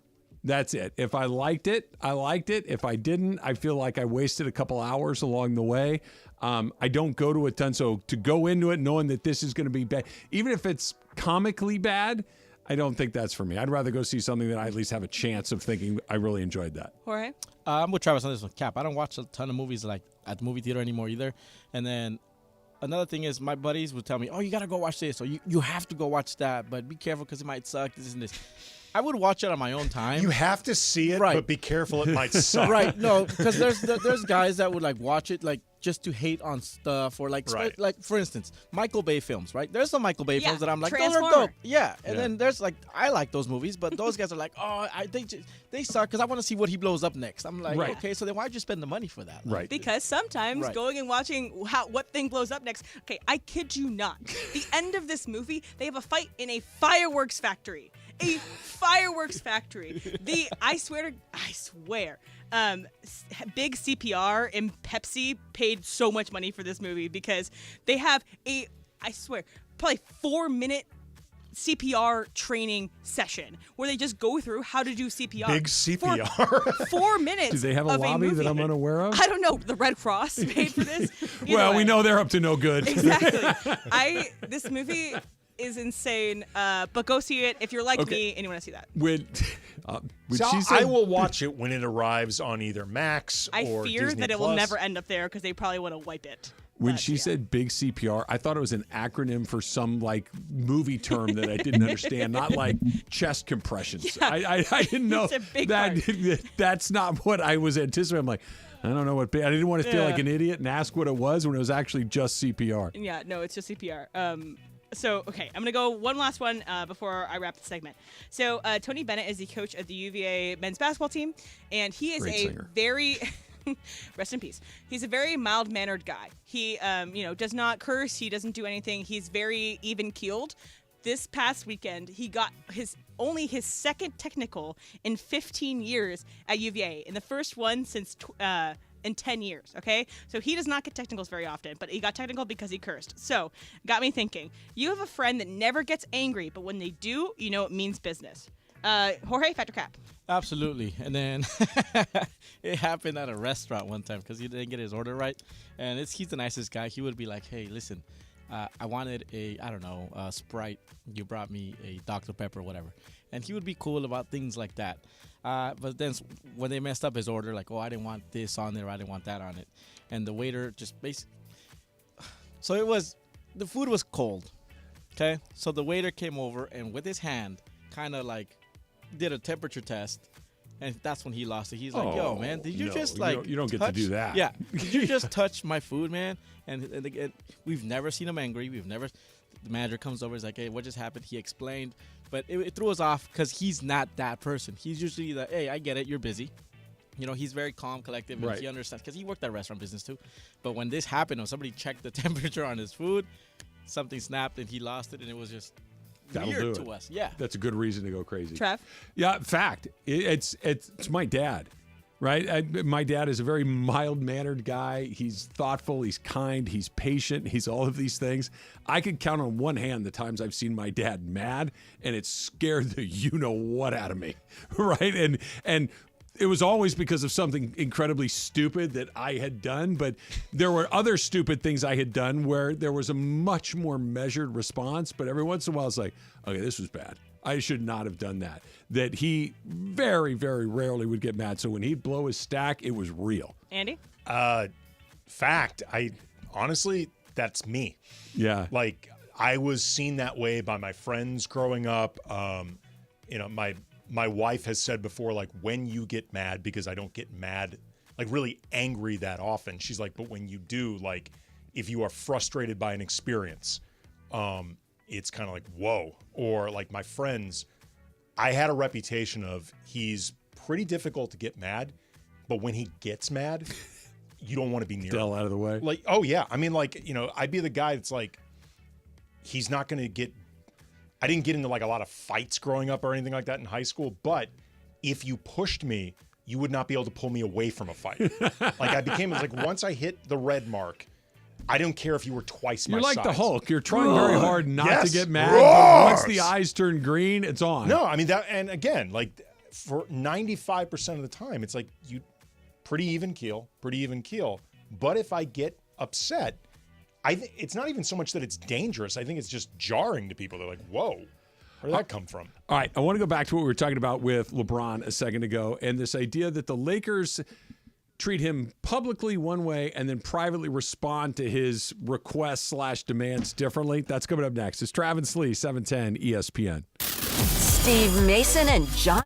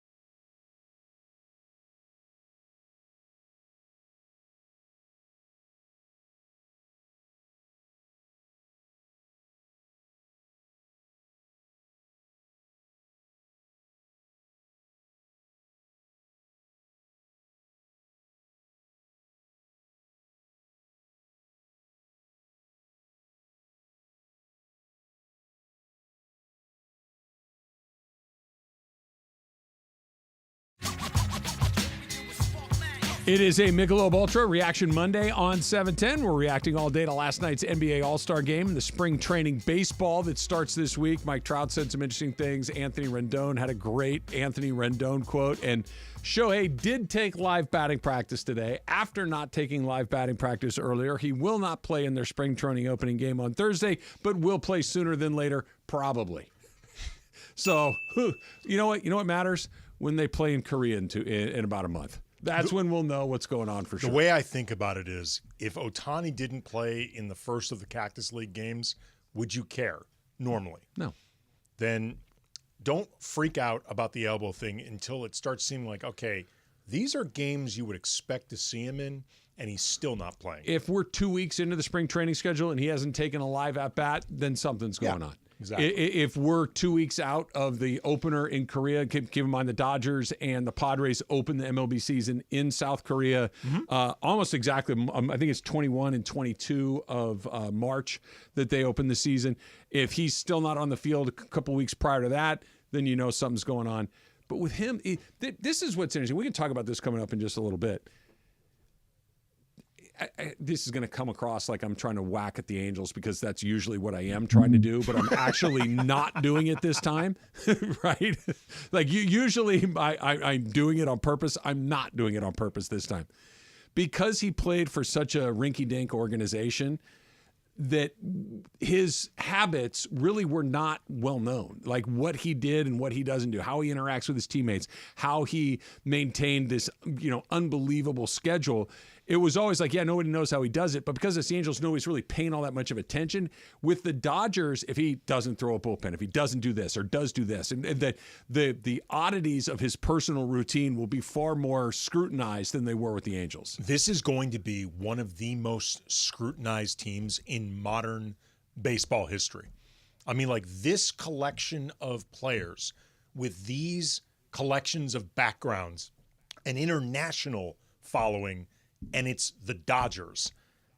Everything they do is going to be treated like Game 7 of the World Series. Michelob Ultra, 2.6 carbs, 95 calories. It's only worth it if you enjoy it. And a couple of different people are saying I'm like those people in the Progressive commercial that turned into their parents saying that, I hated it. Send it back.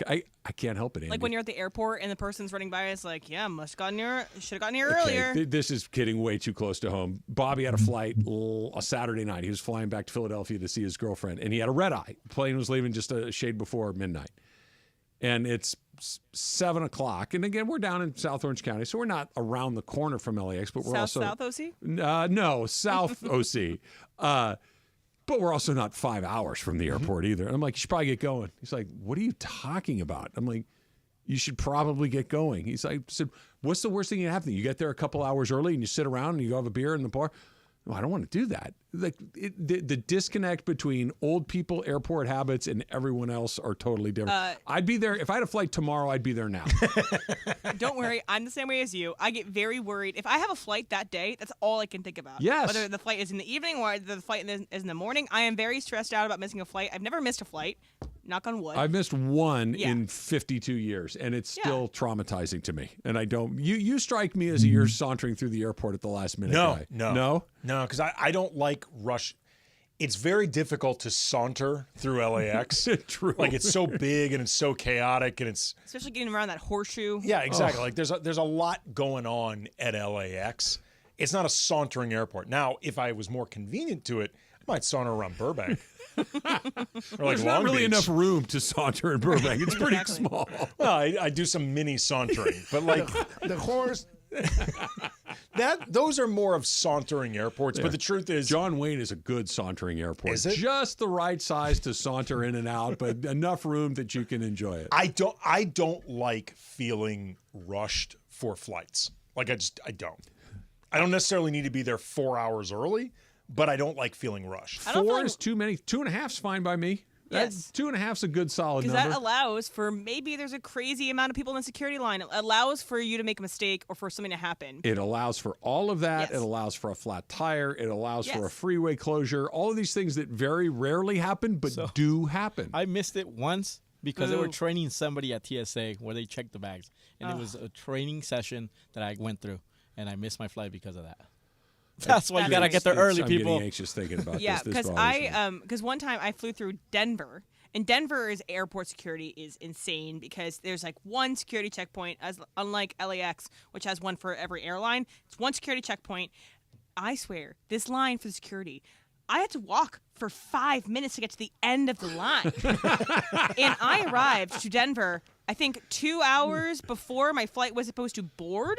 And I barely made it on time. But doesn't that feel good knowing that even if that happens, even if the 5-minute walk to the back of the security line happens, like, I'm all right. I'm inconvenienced because the line's too long, but at least I know I'm not going to miss the flight. So I'm with you. Sedona just weighed in and he says when he travels by himself, if he arrives earlier than the exact moment the boarding begins, he's not living. I can't. I couldn't do that. But he also travels way more than we do. And I'm sure he doesn't miss very many flights, but just the idea of maybe missing it makes me bananas. All right, we were talking about LeBron. The public demands are, I think, a strong word. Well, they're all passive-aggressive. Passive-aggressive. The hourglass, this is who we got, the whatever mode he's in on any given day. And the Lakers publicly don't really respond to it all that much, if at all. They just go about their business. But privately, and when you said it, Andy, it's like, okay, this makes sense. They really don't, they don't bend to his every whim and change the roster every time he wakes up and says, I'd like to have player XYZ here. I think if you actually look at the tangible evidence of the way seasons have progressed with LeBron, I don't think they've done a lot of radical changing that was specifically because LeBron wanted it. Like they brought in Anthony Davis, but I'd like to think they could have come up with that one without LeBron's encouragement. Like I'd like to think that, Rob Pelinka is sharp enough about the game that go get Anthony Davis would have occurred on his own. Probably that one. Yeah, exactly. The Russell Westbrook thing, like we talked about before, I think that was LeBron and AD encouraging it, but I also believe it's a very Lakery thing to do. And, it's not like other teams haven't gone for big threes or anything like that, or it's not like other teams don't try to collect superstars. They just took a really wild, big swing for a fading superstar in Russ. The fit issues were obvious. They took a big risk, and it didn't pay off. So the question, I guess, we can get into this coming up next, is how much longer do you at least take his input into the decision-making process? And when do you start deciding on what is exclusively good for the organization as opposed to what's potentially good for the organization but is definitely good for LeBron James? That's coming up next. Plus, we'll get a little Otani. It's Travis Lee, 710 ESPN. The horse...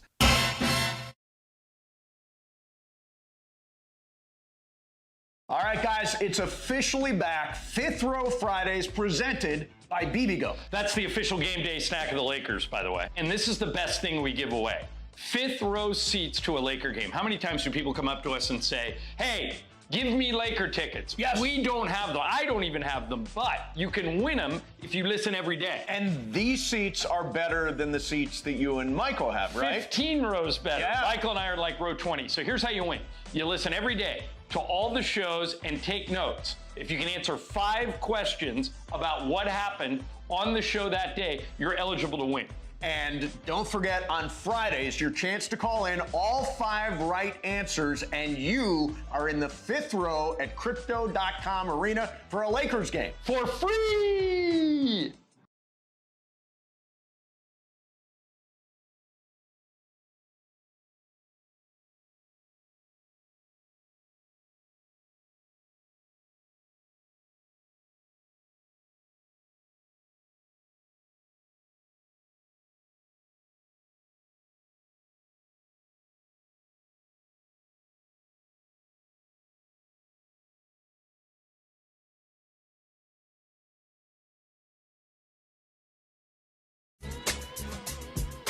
Sedano's text is freaking me out. Like, I imagine being trapped in a place you didn't want to be, and you're in, I don't know, pick a city. You're in Phoenix.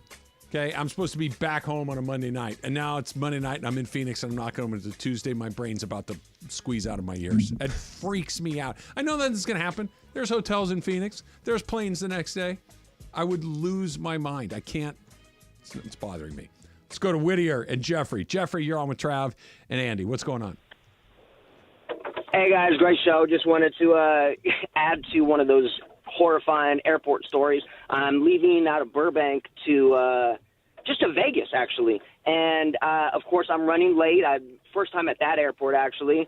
I'm literally in the TSA line begging each person to let me, pass them up. I have to go through this multiple times. Obviously, I get to the front of TSA. I get through. I get to the gate. They close the door on me. Sorry, no more passengers are allowed on. I'm, like, terrified because I already missed work. And then I'm also, pissed just because of what just happened. I literally have to just watch each person just shame me and just look at me in disgust and just, all the judging is happening and it's just, I'm sitting there like defenseless, you know what I mean? I can't do anything about it. It's the worst. Get there early. Thank you, Jeffrey. I second the motion completely. I think, he hit on something that I think might be at the root of my panic. I'm always afraid that I get stuck somewhere and I miss work. Like this, Susan's not going to be mad at me. Kids, they're going to be fine. All this stuff, but that I miss work, and that's you know what? We are already on the fence with you. You miss work, you're done.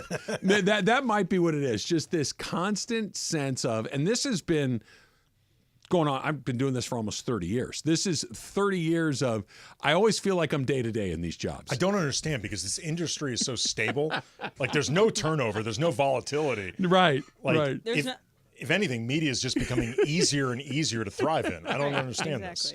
I think sometimes, I know everyone's done it in their life, but there's nothing more embarrassing than having to run through an airport. Like you're the only one. Everyone knows why you're running is because you're late for something. I know we're not supposed to be embarrassed by it, but I get so embarrassed by it every time I've had to do it. Okay, here's what I was just thinking about this because growing up, I was perpetually late to everything. I mean, like really. I want to cut you off real quick and then finish your story. Are you not anymore? No. Oh, this is incredibly heartening news. Go ahead. I've really actually this job basically fixed it for me because this is one of the few jobs where you cannot be late. No. Like live blank, you can't be late.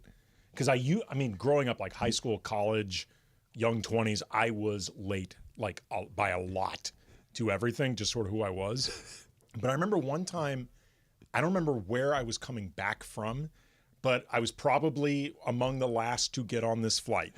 And because of that, they ran out of room to put anything, including the carry-on I was allowed to bring.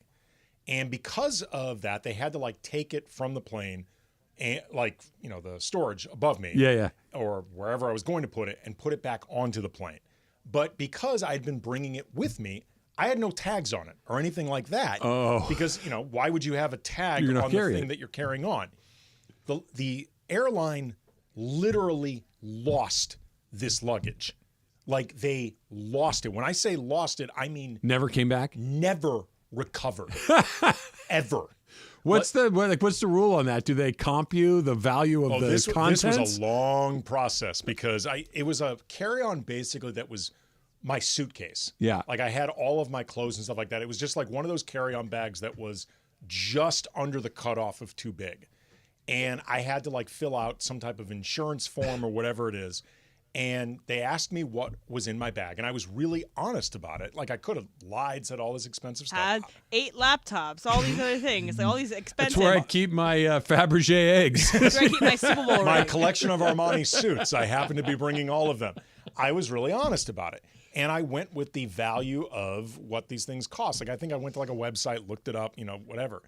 And they told me that they wouldn't originally accept my claim because the clothes that I had depreciated in value because they were no longer new. So I said, well, unless you can find me a store that sells brand new clothes at depreciated prices, I have to go out and purchase these new clothes that you lost. And they kept putting me through this runaround. I said, look, I'm going to be blunt with you. I both work largely from home and I'm incredibly petty.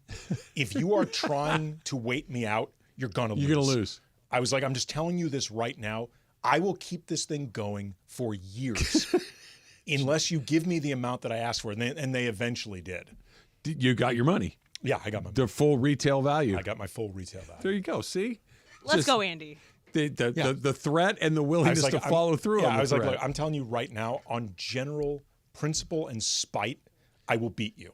So from what you're telling me about LeBron beforehand, that we may be here already. This idea that the Lakers are going to operate in their best interest exclusively. And for the time being, their best interests include LeBron James and making sure that LeBron James is as comfortable and gets what he needs to a point as to the best that they can. That this idea that he could muscle something through simply for the fact their fear of alienating him or him leaving or any of those sorts of things, is that in the future or is that in the past? I think it's in the past because, look, they want LeBron to stay. This is an organization that I think genuinely values LeBron. They value their image as a place that caters to stars, that attracts superstars. It's part of the reason they always want to be seen as doing right by LeBron, because LeBron is not, and again, this is all hypothetical here. We're speculating here, but is not doing something, for instance, let's say, and I'll use this as an example because it's a name that's popped up periodically that, and again, this is purely speculative. LeBron James would love to play with Trae Young, and the Lakers think Trae Young's the wrong guy for us moving forward. But they do it because they want to make sure that their star is catered to, that he gets what he wants, that their reputation is intact. It's one of those type of decisions that I'm really curious to see which way the wind would blow. I mean, if they do that, that's not even so much about LeBron as it is the organizational ethos. Because my guess is if it wasn't for LeBron, they would do it for Anthony Davis after LeBron's gone. Like, whoever their superstar is, and AD is right now playing like a legit superstar. Oh, yeah. He's playing like a legit franchise cornerstone. They'd do it for AD.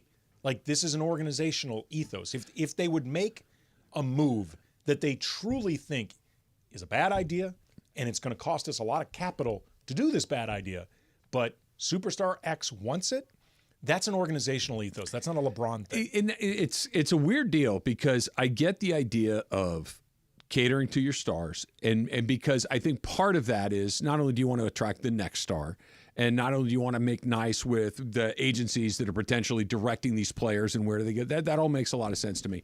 But let's go back to their most recent megastar prior to LeBron James, Kobe Bryant, right? Kobe was as deeply embedded into the DNA of the Lakers as any player has ever been, and quite possibly may ever be, right? That he is the Lakers. In a lot of ways, Kobe's presence still looms over the Lakers. Absolutely. And that was going, the tragedy notwithstanding, that was going to be the case regardless. No doubt about it. I get that because of who he was and what he meant and for the length of time that he was here. He earned it. Magic Johnson is in the same boat, right? That LeBron's not. LeBron is from other places. LeBron has had his greatest moments in other places. He's had great moments here, a title, the all-time scoring record. There are moments to be sure, but if you just ran the tape forward 15 years from now, the LeBron James Laker era is probably third in his three. There's Cleveland, there's Miami, and there's the Lakers. Absolutely. And that Laker fans, I think, feel like that too. I know that they like him and they want him here because for the time being, their best chance of winning involves LeBron James. But that emotional connection, I've never really felt it like that. And this idea of let's make sure that he has what he needs, I get it from a basketball, but he'll have his nose out of joint at the end of the line. I don't think the Laker fans will. Well, I think it's honestly even simpler than that lack of connection, which I agree with, like relative to Kobe or Magic or even I did say Shaq or Powell. Sure. Like it's less of a connection, but it's also LeBron's pushing 40. There's only so much longer you're going to be doing this anyway. So I'm not going to pretend that the threat of LeBron leaving doesn't exist at all, because definitionally LeBron leaving your organization is a big deal. Yes. If he's still playing at this level. Yes. But it's not the same thing as him leaving at 30. No. Like I can tell you, if LeBron was 30, they'd be doing damn near anything he asked. And you should, right? At 30, you break every rule, you bend over backwards. But at 40, in year 22, with the lack of emotional equity that your fan base has with him, I think you can make very, very different decisions. It's going to be ending sooner rather than later, no matter how you play it. Yeah. Because he's in season 21. This can only go on so much longer anyway. So that's why, LeBron will do his, hourglass emojis or make certain comments or whatever. And it's in his best interest to try to maintain as much leverage as he can. But the reality is that threat isn't nearly as scary as it was for Cleveland or Miami. Let's try another call here. Let's go to Monrovia and Andres. Andres, you're on with Trav and AK. What's up? Hey, Travis. So I got a funny story about almost missing a flight. Okay. So real quick, we booked it. My wife had complete trust in me, but it was a 7:30 a.m. flight to Vancouver. So I thought, you know what? I don't want to bug any of my friends. We'll just take the Gold Line to Union Station and do the flyaway. So we thought we'll be ready at 5 and we'll go. I couldn't get an Uber to come get me up in there where we live in Sierra Madre. Okay. So I ended up having to call my neighbor, who was in a deep sleep, to take us to the train station.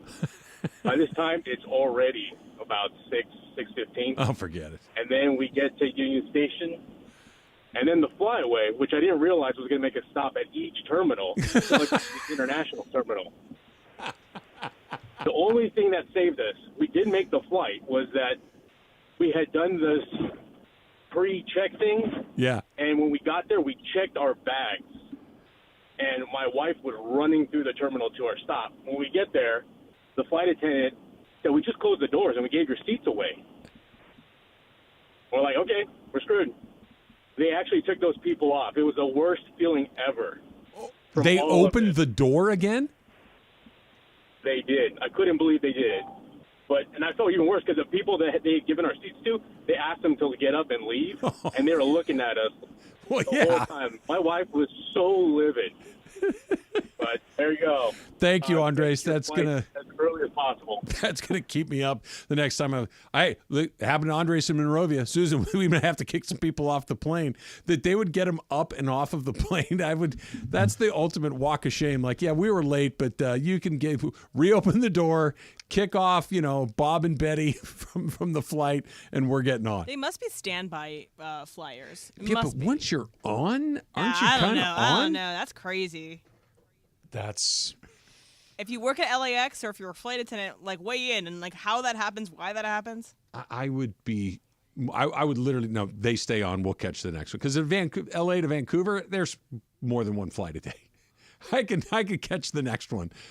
You would I don't want any more of these calls. This is creating. I'm getting keep calling in, guys. Thinking about this. This is freaking. You look like you're crawling out of your skin right now.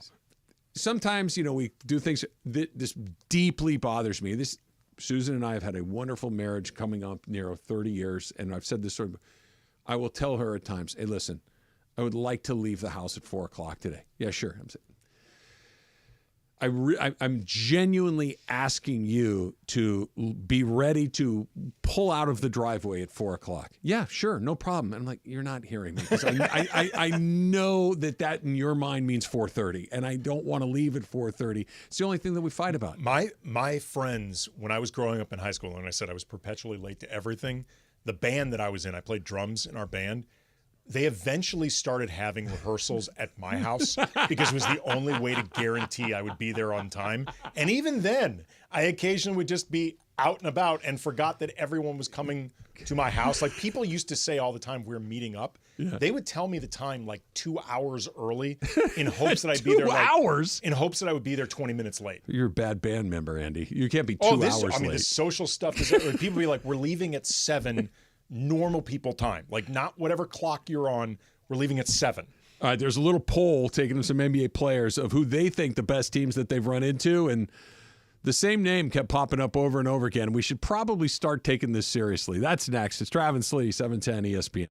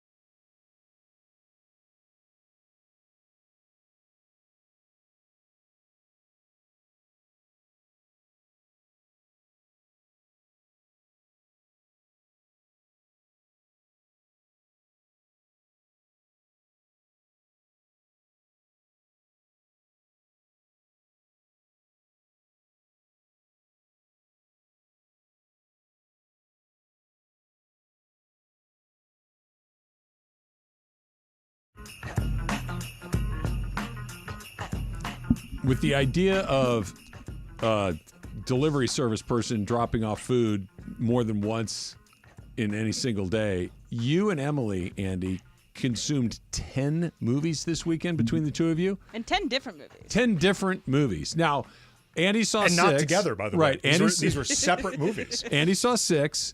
Em, you saw About 5 4. and a half. About Okay, five. fine. But We'll we'll round count up. it, yeah. I was not able to finish Bodies. You'll get there eventually. It's actually a pretty good ending. Oh, I like it so far.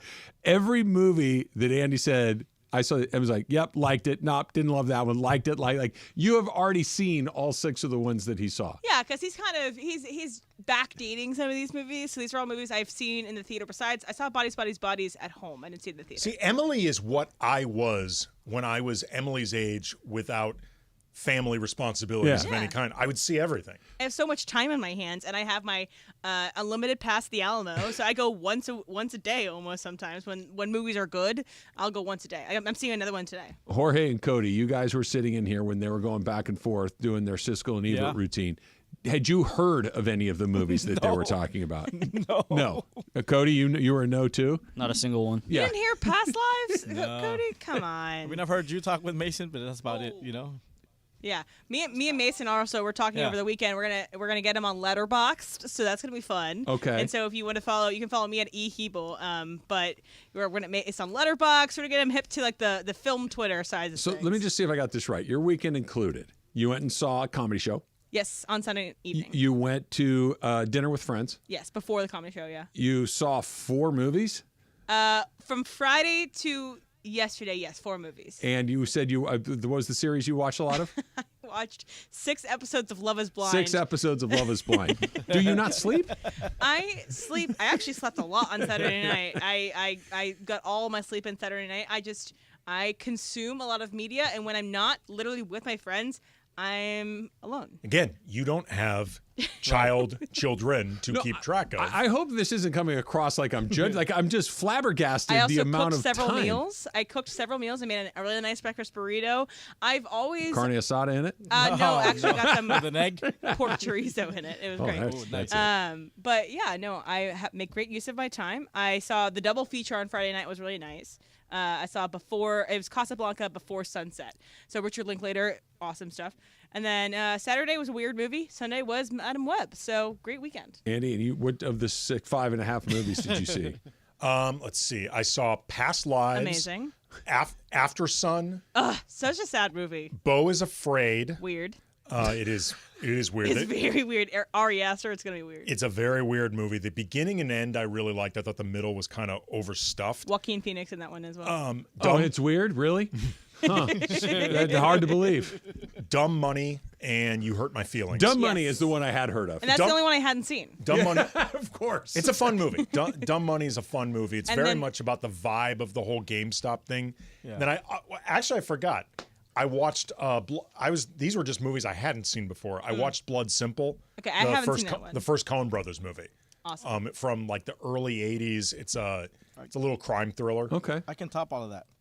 I went to Denny's twice. Yeah, okay, so That's take pretty me good. through this. So you're telling Jorge, you told me you were going to go to see the PBR. I did, yeah. And then you sent me a couple of videos from Staples Crypto with the Bull Riders, and then you hooked up with friends and went to Denny's not once but twice in the same night. So how does that work? One of them runs at Denny's. Okay. And so basically, all those guys are basically like the core or like my guys who like been my support Your system. crew. Yeah, exactly. Like to do what I'm doing right now. Sure. If it wasn't for one of the guys who hires me to work at Denny's, then I meet the cook who introduces me to this producer who won a Grammy. 2 producers that are Wow. Grammy-nominated producers. Okay. And then they take me under their wing. And then Carlos was our lookout guy. So whenever somebody would run out of Denny's, Carlos would be on the outside, be like, "Hey, don't worry, they left, but I got the license plate. We're good." So he was your so Carlos muscle. Was like, yeah, he was a muscle.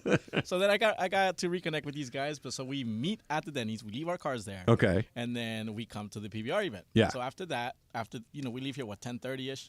We go back to Denny's. not just to pick up our cars, but we had something to eat. What'd you get? I had a Superbird. No, I had a bacon avocado cheeseburger. Oh, that sounds good. Yeah, that's with good. Fries and with smothered fries, so it's cheese and bacon on top of the fries. What's the Superbird?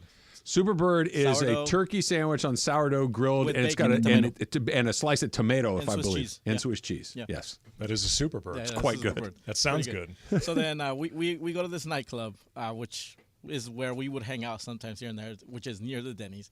And then that's when I reconnect with Robert. Who Yeah. was like, we call him the master. They call him the master, El Papi, because he's a Grammy nominated producer, whatever. So then he's like, hey, what are you guys doing afterwards? I'm like, well, I'm planning on going home. He's like, hey, let's go back to Denny's. I'm like, dude, we just came back from Denny's. So it was just a cool night. Did you eat again? No. Oh, No. Just okay. had coffee. The other people ate, but it was just cool to like reconnect with the people that helped me or are my support system to this day, and kind of just hang out with them. that's awesome. That's a good night. That's a good night.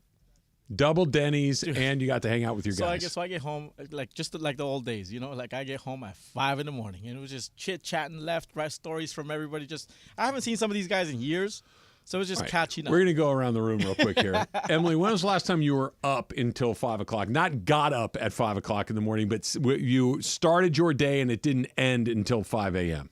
I think the latest ever was probably 4, and that was when I was in college. Okay, Code. The last World Cup, probably like during one of the matchups. So you stayed up to yeah, watch usually like a during the sporting World event. Cup or the Olympics. Like when I was younger, I would stay up all the way. This is the one that could go. See, you and I are roughly the same age. What is it for you? I'm trying to think like the last time I was in Vegas with friends, like where we went at it. To go have a good time. Yeah, like we were out. You end up at a place with a 2 at the end of it. God, I'm gonna say like mid-30s. Yeah, it's been at least that long. That's Jorge. You're an animal. I did. No wonder you needed to fuel twice at Denny's to get through it. I'll tell you what though, the next morning, even though we didn't drink, except for the 2 beers downstairs, Yeah. I felt hungover. Of course you did. You didn't get any sleep. Exactly. So I'm like, hey, Brenda, I feel hungover for some reason. She's like, dude, you didn't even drink. Look, Shohei Otani talks about it all the time. The number one thing on his health regimen is sleep. He sleeps like 9 hours a day, which for an adult man is more than you would It was typically crazy. need. I remember Kobe used to talk all the time about how he'd never sleep. Like he would rarely sleep.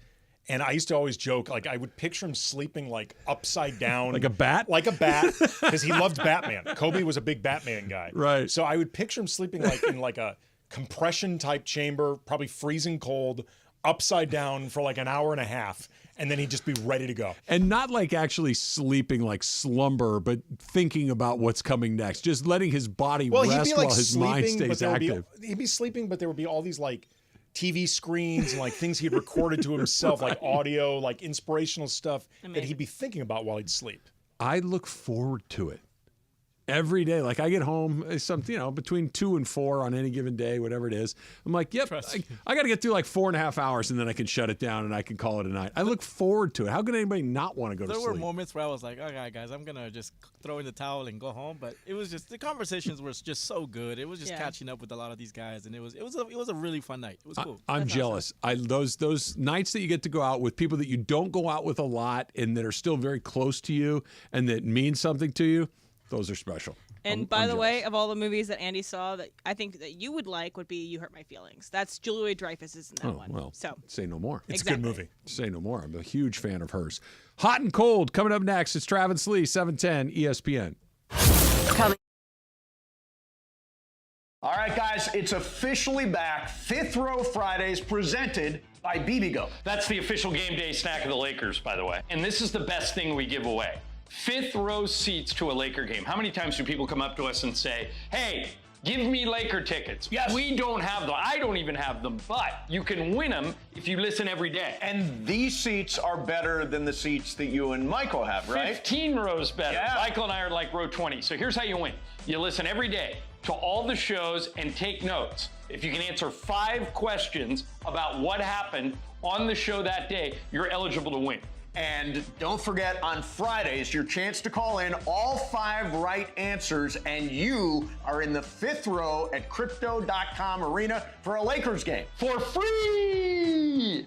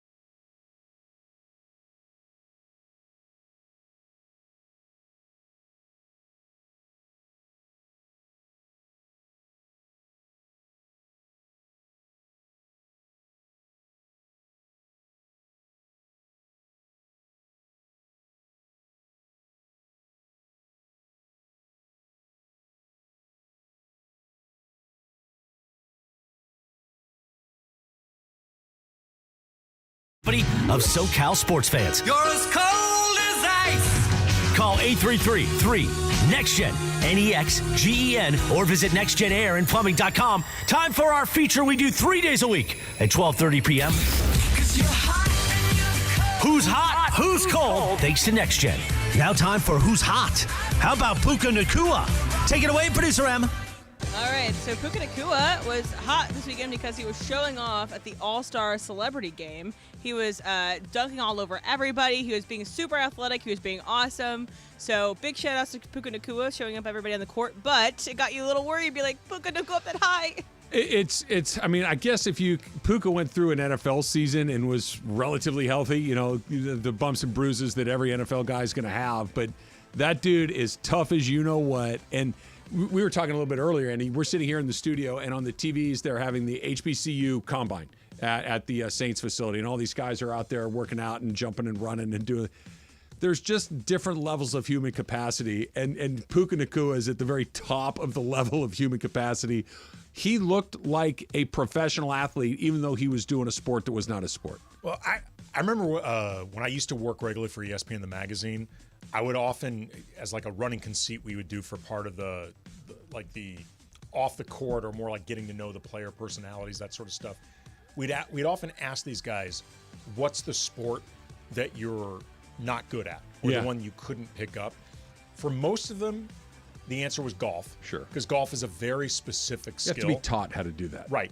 Or they'd give like an answer, but it was like, you know what, I was an A- at this, right, as opposed to an A+. Right. Like for most of them, the answer is whatever I want. Like I can pick up any sport I want. It reminds me. So I'll tell you a quick story. When I used to work at a different station, I was interviewing Rod Carew at one point. And for those, Rod Carew played for the Twins and the Angels and got 3,000 hits. One of the great hitters of his generation. Had like a lifetime 330 average or something bonkers like that. Just one of the great hitters.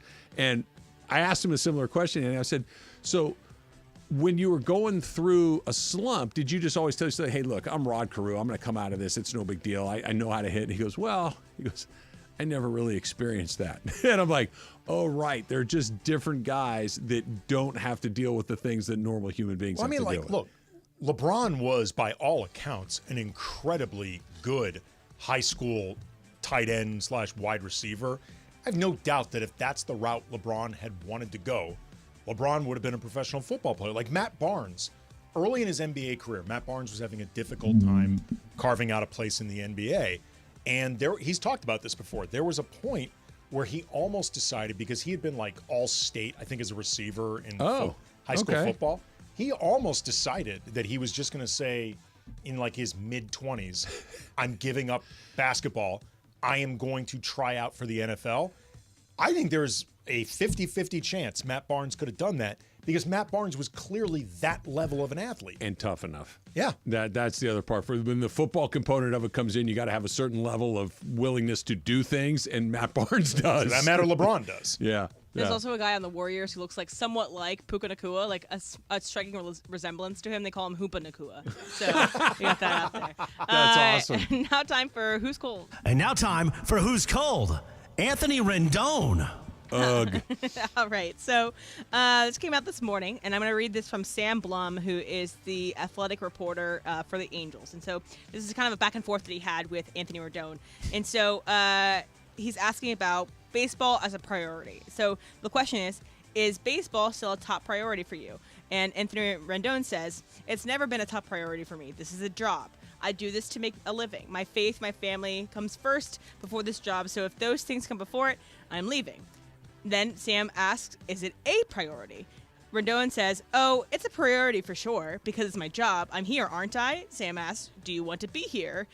Anthony Rendon says, I don't want to talk to you guys at 7 in the morning or whatever this is. And then Sam asks, do you want to be here playing baseball for the Angels? Anthony Rendon says, I have answered your question, so why do you keep picking at it? All right, so if you're an Angels fan, this doesn't really instill a lot of confidence in you that, what is it, your second highest paid player? No. The highest paid player? The highest paid player, is yes. acting like this for your team.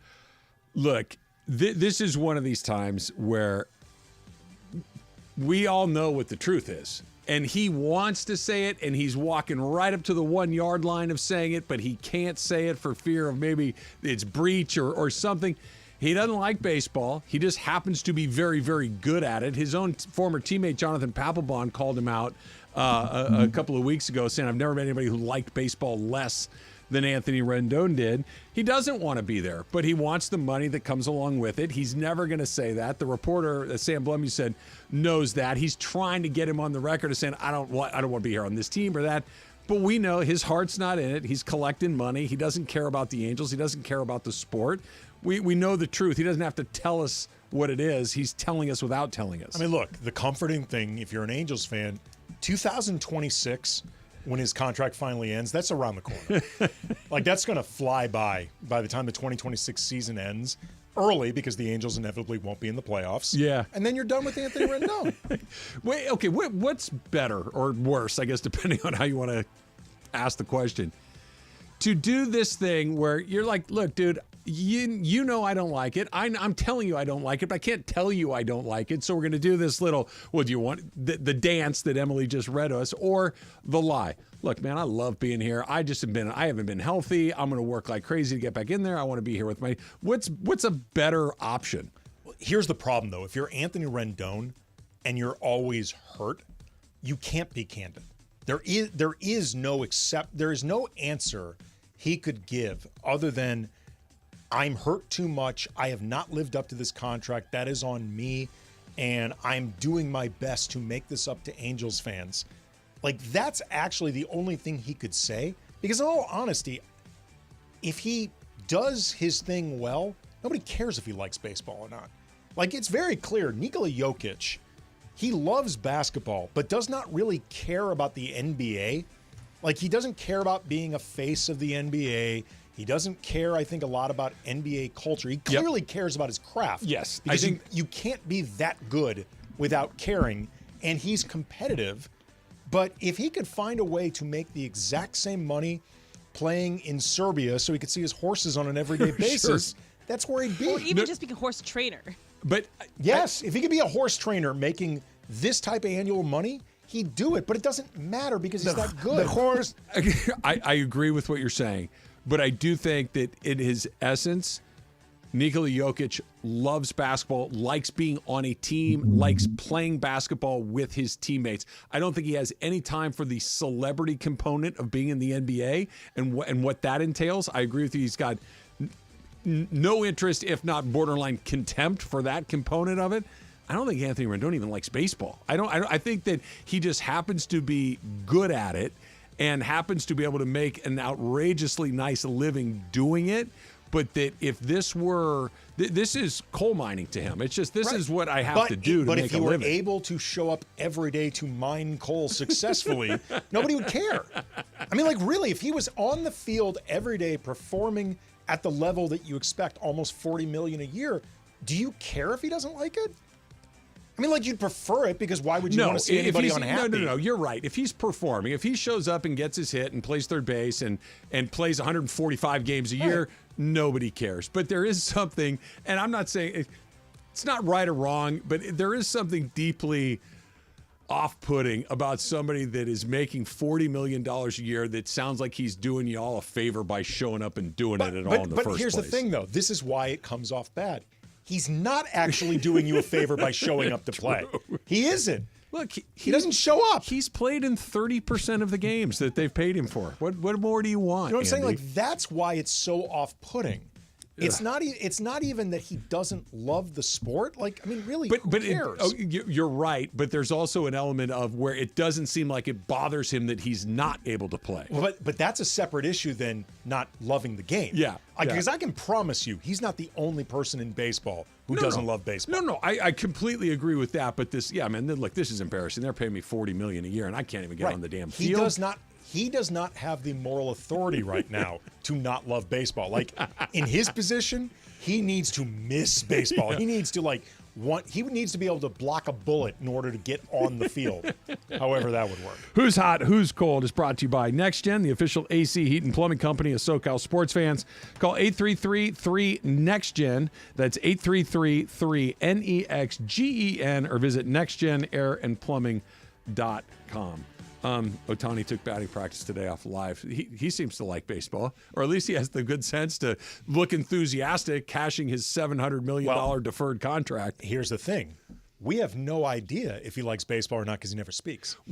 By the way, brilliant, right? Brilliant that he never speaks. Brilliant that he has created this wall around himself, whether he needs it or not, because I'd feel fairly comfortable placing a bet that he's at least conversational enough to hammer his way through a basic conversation, right? But that because the second you do it, now I got to do it all the time. If I were one of these international guys, I would be milking this forever. Like I remember, like Slava Medvedenko spent a long time not knowing English when it was pretty obvious he knew. Maybe in the beginning, I think he genuinely didn't. By the end of his time with the Lakers, he knew a lot more than he was letting on. Covering the All-Star game in Philadelphia one year when Ivan Rodriguez was the All-Star American League starter, Texas Rangers. And we were doing our broadcast from the hotel lobby, and all the players are milling around, and most of the guys would say, "Sure, happy to do it." Not, I'm busy, can't do it, whatever. I go over to Pudge and I say, "Hey, my name's Travis Rogers. I produce the Jim Rome Show. We're doing the show right over there. I was wondering if you had 5 minutes to come and talk about the game." "No, man, I can't. I don't speak English." and I went, "Yep, okay, cool. See you later." He goes, "Yep, have a nice day." This is how you know that Rui is a good soldier. Yeah, Rui could have easily acted like he does not know English. Could have easily done this from the moment he showed up at Gonzaga and just kept this going forever. But he does it. No, and he's very comfortable in English. I mean, he's somewhere I'd say between semi-fluent and fluent. Oh yeah. He does interviews very comfortable. He's got a great personality, and I think he likes showing that off. But he could have gone the other route. Yeah, I know what I would do. No one's going. Who's going to demand that he? You wonder how long Otani can. Refuse is the wrong word, but just decline to speak in English. Refuse is the correct word. Before it's come on, dude. I mean, he's going to be here for 10 years. I'm betting on 10 years. That'll make 16 years living and working in this country. Bet the over. The dump. Coming up next, it's Travis Lee, 710 ESPN. So you've heard Al and I talk about Prize Picks, and basically, it's because it's awesome, right? Prize Picks is the #1 daily fantasy sports platform in all of North America.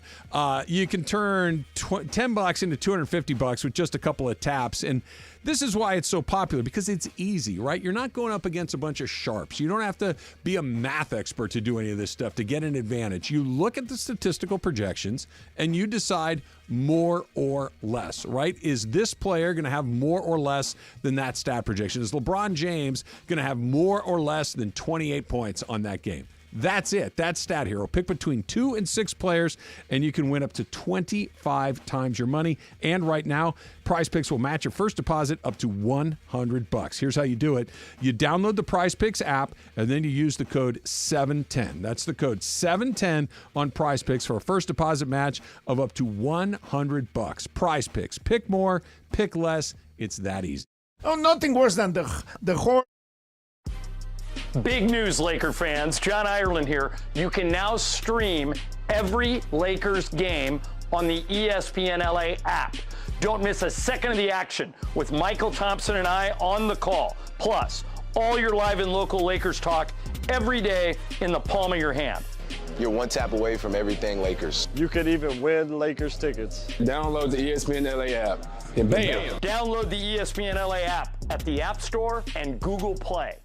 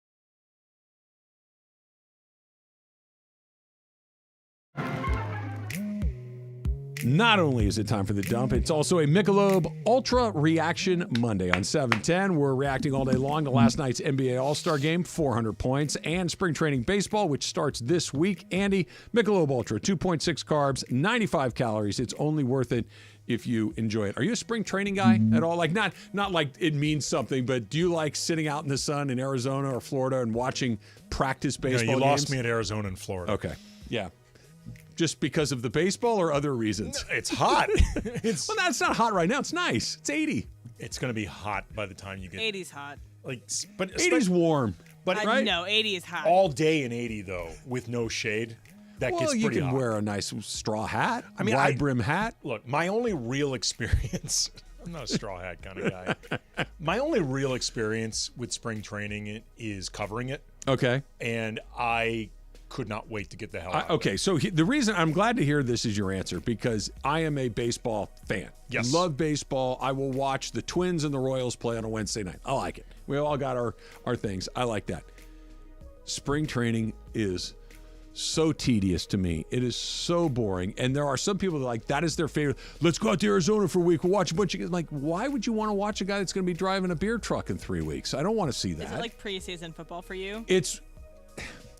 No, because here's the difference. The real guys do play in spring training, right? Like Shohei Otani will take at bats. Mookie Betts will play. Matthew Stafford doesn't even step on the field in preseason football. So it's a little bit better than It'd be that. more like going to training camp. Yeah, but they're working on things, right? It's like Clayton Kershaw goes out there and throws 8 changeups in a row. He's never going to do that in a real game. He's just trying to get the feel for the pitch or whatever it might be. There's nothing baseball about it other than the sounds and drinking beer in the sun. Yeah, I mean, I'm admittedly not the baseball junkie that you are. Yeah. But that being said, I found spring training pretty damn boring. And then, again, you add in the Arizona or Florida heat. No. You guys, am I losing my mind or are they being babies about the heat? 80's not that bad. I'm not sure it's just 80, though. 80, like look, Florida? 90's hot. 90's hot. 90 is one of these, I'm going inside. I don't need this. But short of 85 is even tolerable. I mean, but it's hot enough to be out and playing. Like, it's not like hot. Like, it's not humid either, right? It's just hot. Florida? Florida is, Florida not is, Arizona. But Arizona's not. A lot of places to go in Arizona after the game. You can play a little golf. You can do all of that. Nikola Jokic turns 28. There's a lot of things that I like that you don't always have to just quickly bat them aside, Emily. Sometimes you can entertain the possibility that there are things outside of your likes that other people might be able to like. Doesn't seem possible to me. Should go back to the hotel room and watch movies. Exactly. Yeah, that's right. Jokic turns 28 years old today. I'm not saying that he's going to win 8 or 9 NBA MVPs, but he's the best player in the league, and it's not close right now, right? I consider him the best player. Yeah. I mean, he's maybe the most matchup-proof player in the entire league. It's an interesting way to say it. I mean, there is no real answer to Jokic. Like, I remember, I thought the Lakers had a very good offseason last year, like in terms of the things that they did, the continuity they were looking to maintain. But I heard a lot of people, if they were looking to detract from it, say they did, what did they do to address Nikola Jokic? What could anybody do? Right. Like, who are they going to find as a free agent, like a mid-level free agent, who's the Jokic solver? That guy doesn't exist. No. He's the best passer in the league. He can shoot. He makes great decisions. Great rebounder. He's great rebounder. He's 7 feet, whatever he is, tall. He has found a way to be effective enough defensively. Yeah. Yeah. I mean, and he's got teammates that are really good. He is, and he seems very fun to play with. Yeah. Because he shares the ball. He wants everyone else to get the glory. Like, he wants everyone else to get the spotlight. He just wants to go home. Yeah. He's got horses to check in on. The horse? But Jokic and Luka also were like hanging out, having a great time at All-Star Weekend. What if the next iteration is something of like Luka and Jokic teaming up in like 5 years' time? I can't wait till like the international players get in on this kind of like player super empowerment. Team. Yeah, super team aspect, because it's gonna be crazy. That's some serious passing. Luka and Jokic on the same team. We saw at the All-Star game; they were just passing all over the place. Okay, so let's this is an interesting thought exercise, that if we're constantly building super teams or attempting to, Don't we need fewer teams? Right? So you can have, because if you just have one or two, okay. But if we're going to make 3 or 4, then what's the point of having the other 26 teams in the league? I would say if you're concerned about that, the new CBA is making it way more difficult to form those sort of teams. Good. Happy birthday to our pal, Kirk Morrison. I like how you left Kirk's age off the list. Are we not calling Kirk out by his government age? Are we not doing that? I don't want to get it wrong, Fair so enough. I'm just going to let Kirk. I'll go to Wikipedia. If he wants to share it, he can share his age. No, his age. Because usually Emily puts the people on here. 40. I would guess 40 one or something. two. I would He's guess 42. 1 or 2. 42 years old. 42 Okay. years old. Happy Quick 42nd math. to our pal Kirk Morrison. Nice. What were you doing when you were 42 years old, DeMarco? Running for my life. I think. Yeah. Think I was still married. You know what we should do right now, Cody? We should do a little super crosstalk. ESPN AM 710 Los Angeles. KRDC AM 1110 Pasadena, Los Angeles. K256CX 99.1 FM Pasadena, Los Angeles. It's the greatest segment in LA sports radio history. Oh my God. When the shows come together for magic on the radio. It will only grow stronger. Super Crosstalk. Are we ready for Mason and Ireland to join Travis and Slee? Super Crosstalk begins. Super Crosstalk presented by In-N-Out Burger. In-N-Out. That's what a hamburger is all about. It's time for Super Crosstalk. Are you going to do the Mason? Now I can't think of it anymore because I just think of it as like a zip lining call. That's what it is. I know, but now that I know what it is, I don't like it as much. I don't like it. When I first found out, because I went to the same place that he went to in Costa Rica, when I first found out, I was like, oh, that's upsetting. Yeah, now I know thought what it was is. just him being excited to be in here and get a chance to do a little crosstalk. Now I just know it's his ziplining war cry. Doesn't work for me. It takes a lot of the luster off of it. I agree with you. How you feeling, DeMarco? I'm good. I'm just listening to you guys. Like, be mad about the woo-woo. This is I'm fun. not mad. I'm disappointed. Like when you know the when your lights dad come on would at say, Disneyland? I'm not so much mad Such at a you as dad I am thing. disappointed. No. That was What always did you think it was? Oh, good afternoon. I didn't know. Good afternoon, Jorge. Yeah, I like that better. What'd you guys do this weekend? I spent a lot of time at home, but I also went to out with Riley, and she went on a date. Oh, boy. Did you chaperone? I chaperoned, kind of. She went to. She said it wasn't a date. She's 12. She's 12. Okay. This little boy is 4'5", and she's 5'2". Like okay. the girls, they sprout up higher, Sure. faster, and he's this little 4'5" Nice kid. kid? He's a nice kid, Okay. seemed nice enough, but I said before we got to the Sky Zone place, the bouncing up and down place, the trampoline place, need to be careful with that, by the way. Sky Zone was fine, Greg. Yeah. Yes. You could have just let. We all Sky have children. Zone. We're Wow. good. Sky We're good. Zone. Yeah, Sky Zone. Before we got there, I was like, hey, just let me know. Is this a date? And she said, no, just a friend. But she had this gigantic smile on her face. I was like, all right. That I'll means just it's let a that date, be. right? Yeah, so what should I have done? I left her alone. I actually left the area and let her do the whole Sky Zone thing and walked That's out fine. and walked around the whole complex. That's fine. You trust your daughter, right? Yes. Yeah. Yes, You don't trust very him, much but so. you trust your daughter. Correct. And Sky Zone is safe, reasonably safe. Yeah. Yeah. It's a bunch of trampolines How in much there. trouble can you get in at the Sky Zone? I mean, yeah. Right? Like if they were there's some disappearing dark for the corners. day. Yeah, right. I'm trying to think where would you not let there's them also go for the day? 1,000 kids in there from the age of 2 to like 17. Yeah, that's always a weird deal when you get those kids that are like the acrobats. They're flipping around, and then you got the little tykes like running underneath. I'm like, this is going to end badly. Yeah, this is a no. Sky Zone. I was recently there. My parents do a timeshare thing in Balboa every year to get out of the cold of St. Louis during the winter, and Brian and I and our various children were down there visiting, and the grandparents took all the kids to Sky Zone. Right. And every time I've ever been there, I always think, why didn't I come up with this? Wow. It's such a great idea. Simple idea. Like, other than liability type stuff, it's low overhead. Like, they don't they don't offer anything, I think, that's really that expensive to implement. They give you socks. You turn and burn. They give you socks. Like the birthday parties, turn and burn. They give you socks? They give you socks. You have to jump in specific socks. They're new, right? Yes. Yes. Okay. In a package. I'm just like, all right, Billy, take your socks off and give them to Jenny. They're not like bowling Not shoes. recycled. No. They're not spraying the socks. No, they're padded underneath. Yep. Like they're great for jumping. They got I've worn grip. them. Yeah, they're good yes, stuff. they are Yeah, they got legitimately grip. good. Have you trampolined? Oh yeah, Marco? I got. It's well, fun. I don't do it anymore. Okay. Have you seen the one with the ball pit, the jousting ball pit, right? And it's fun. And you can fall in. Okay, I fell in there and couldn't get out. It was really terrifying. How It deep really is was. how deep is the balls? It's about 8-9 feet down, and it's this like these styrofoam. sponges. Yeah, sponge. And the girl told me, "Look, I wouldn't do this if I were you, because if you get stuck, I can't help you."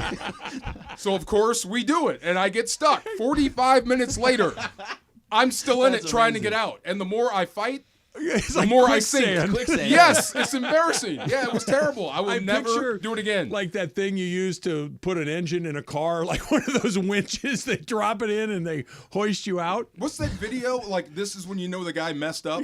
Me. That's it. I'm like, I'm never getting out of here.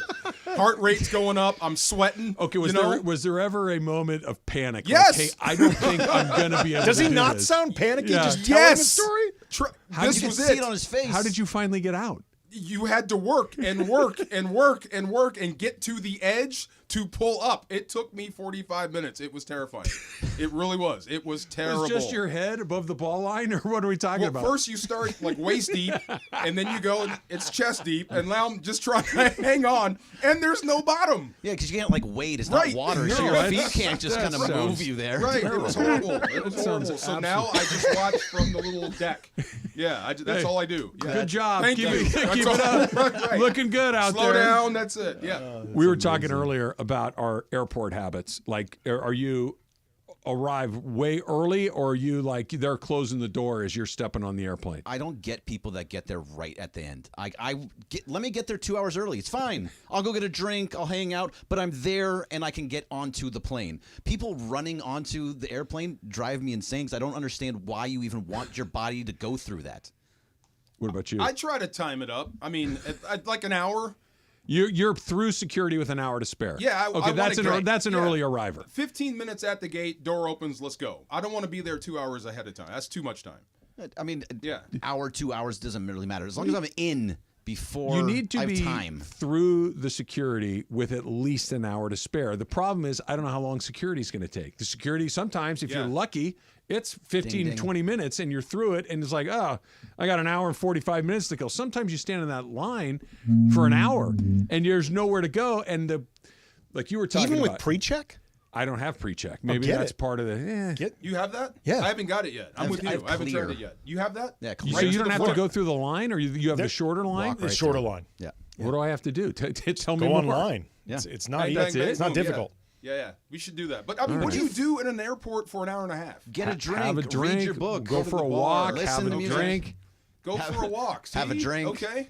That's a good idea. This isn't Right? so much Travis advocating for being early as advocating for alcohol. Well, sure. I mean, two things can be true at the same time. Like what Travis is basically saying is, if I'm going to drive myself to the airport, I can't drink before getting to the airport. But if I get there early, more time for drinking. I'm starting to see this. What drives me crazy is the one where, okay, the flight is, pick a number, at 6.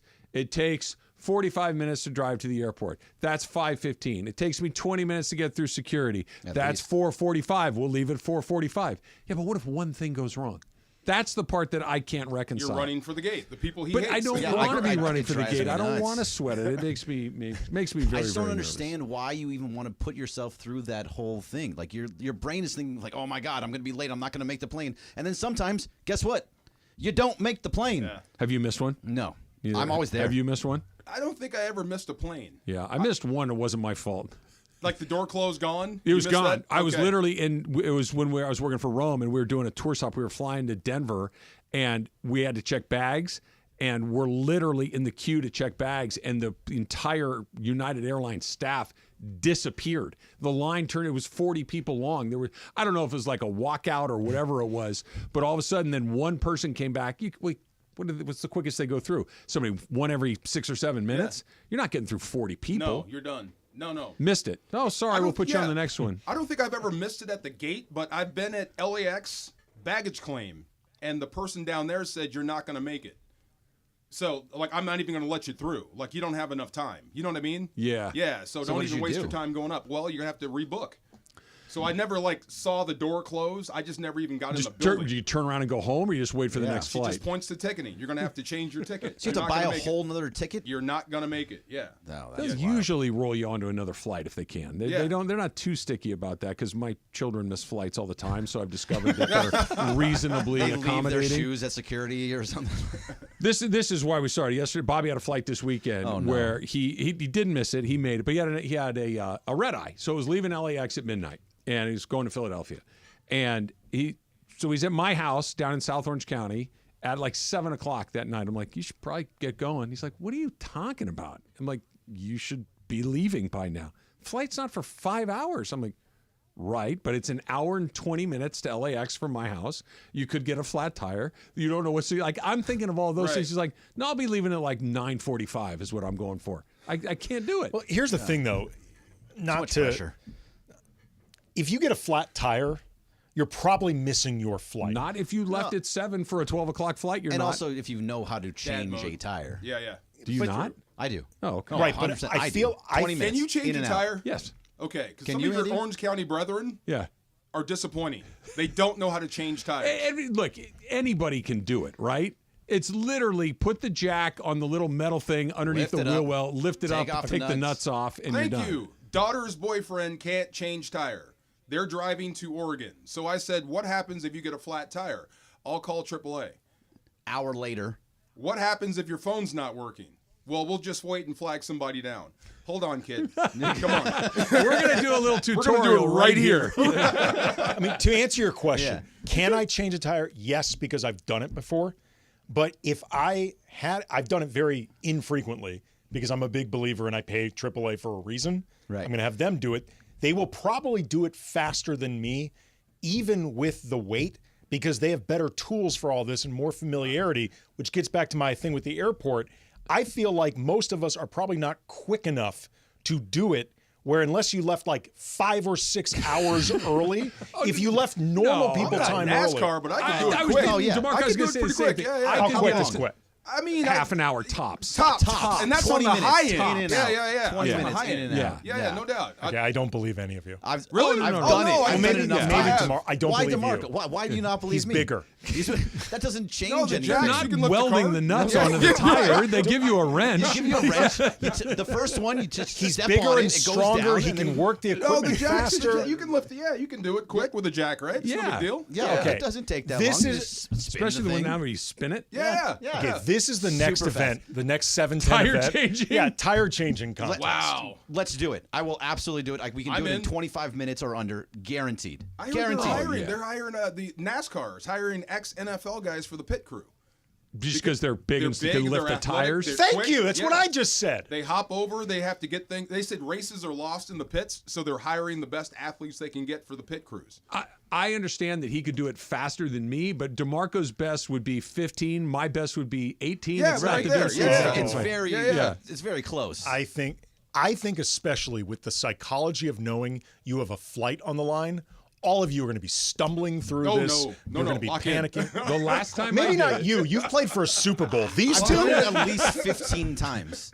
You've had easily. 15 flat Yeah, tires? I had a problem You with need my to buy car. better tires. No, it was a while ago. I had a problem with tires for a long time. It was very frustrating. How in the world did you get 15 What was her name? flat Like tires? over 40 years. What was her name? It's taken a lot. No, also, I've helped other people do it. Okay. Yeah. So I haven't done it. This is how long ago it was. It was at an Angel playoff game, so it's been a minute. I'm at the game. It's me and Bobby, my oldest son, who was maybe 9 or 10 at the time, so he's 23 now. So anyway, come out to the parking lot at Angel Stadium, get to the car. I see that I have a flat. I'm like, ugh. And I'm not calling AAA because the time they get into a stadium full of people, I'm like, I'll just do it myself. So I get the jack out of the trunk. I get the spare out of the trunk. I'm lying on the ground. It's dark. I'm, trying to figure out where to put this thing. And they lost to the Red Sox that night. I think it was an ALCS game. And these drunk Boston fans are going by like, hey, you know why you got a flat tire, don't you? And I'm like, I know what they're going to say. I know what they're going to, I'm like, yeah, because the Angels suck. Go Sox. And Bobby's like, why did that guy say that to you? I'm like, because he's from Boston. That's why. That's what they do. It's what they do. So I'm under the car and I'm thinking, I know how this ends. It ends with go Sox. I know, because the Angels suck. Go Sox. Great. Oh, wow. Welcome to fandom. Absolutely. So do you guys do the thing?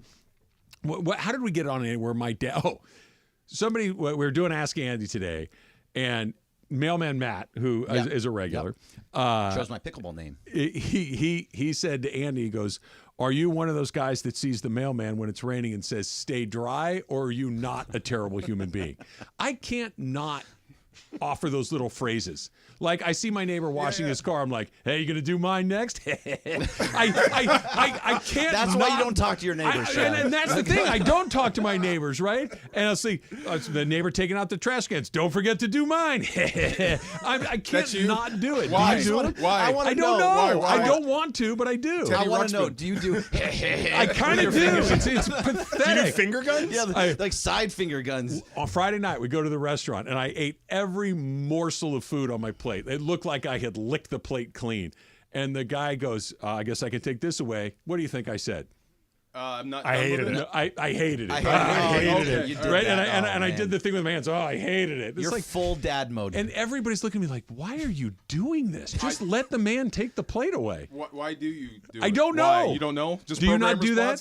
Maybe I have to start noticing. I might. You could be on autopilot. Yeah. I do the stay dry. I don't know why. I can't stop myself from saying comment, it. Though. Stay dry. Hey, stay dry. You mean that in earnest, though, right? Yeah. Like, be safe, stay dry. But the problem is it's impossible. You're asking them to do something they can't do. I'm just trying to say I'm with you on this. Just say, stay safe. Stay safe. Like, stay safe in the rain, or, hope you get through this rain. Like, just say what you mean. You working hard, or you hardly working? You don't have control over that either. If someone else is like, but that's what you're ultimately saying. That's what you're ultimately saying. Like, stay dry, which is impossible in the rain, is basically your way of saying, hey, this rain sucks. I hope you deal with it as best as you can. Just say that. Such less words to say stay dry. Stay dry. Did you get your hair cut? Got them all cut. You got a million. I don't even know they're in there. They just come out. I'm like, God, I'm pathetic. This is an absolute disaster. But so do you actually notice that you're doing it? And God, I'm so upset Yes, with the myself. second I've said it, I'm like, shut up. I say it to myself. Did you like Rodney Dangerfield? Yes. I knew it. There it is, right there. There it is, right there. Yes. Oh, hey. You've been practicing for years. Oh, this is my daughter. She just came out. Oh, put her back in. That's Super Crosstalks brought to you by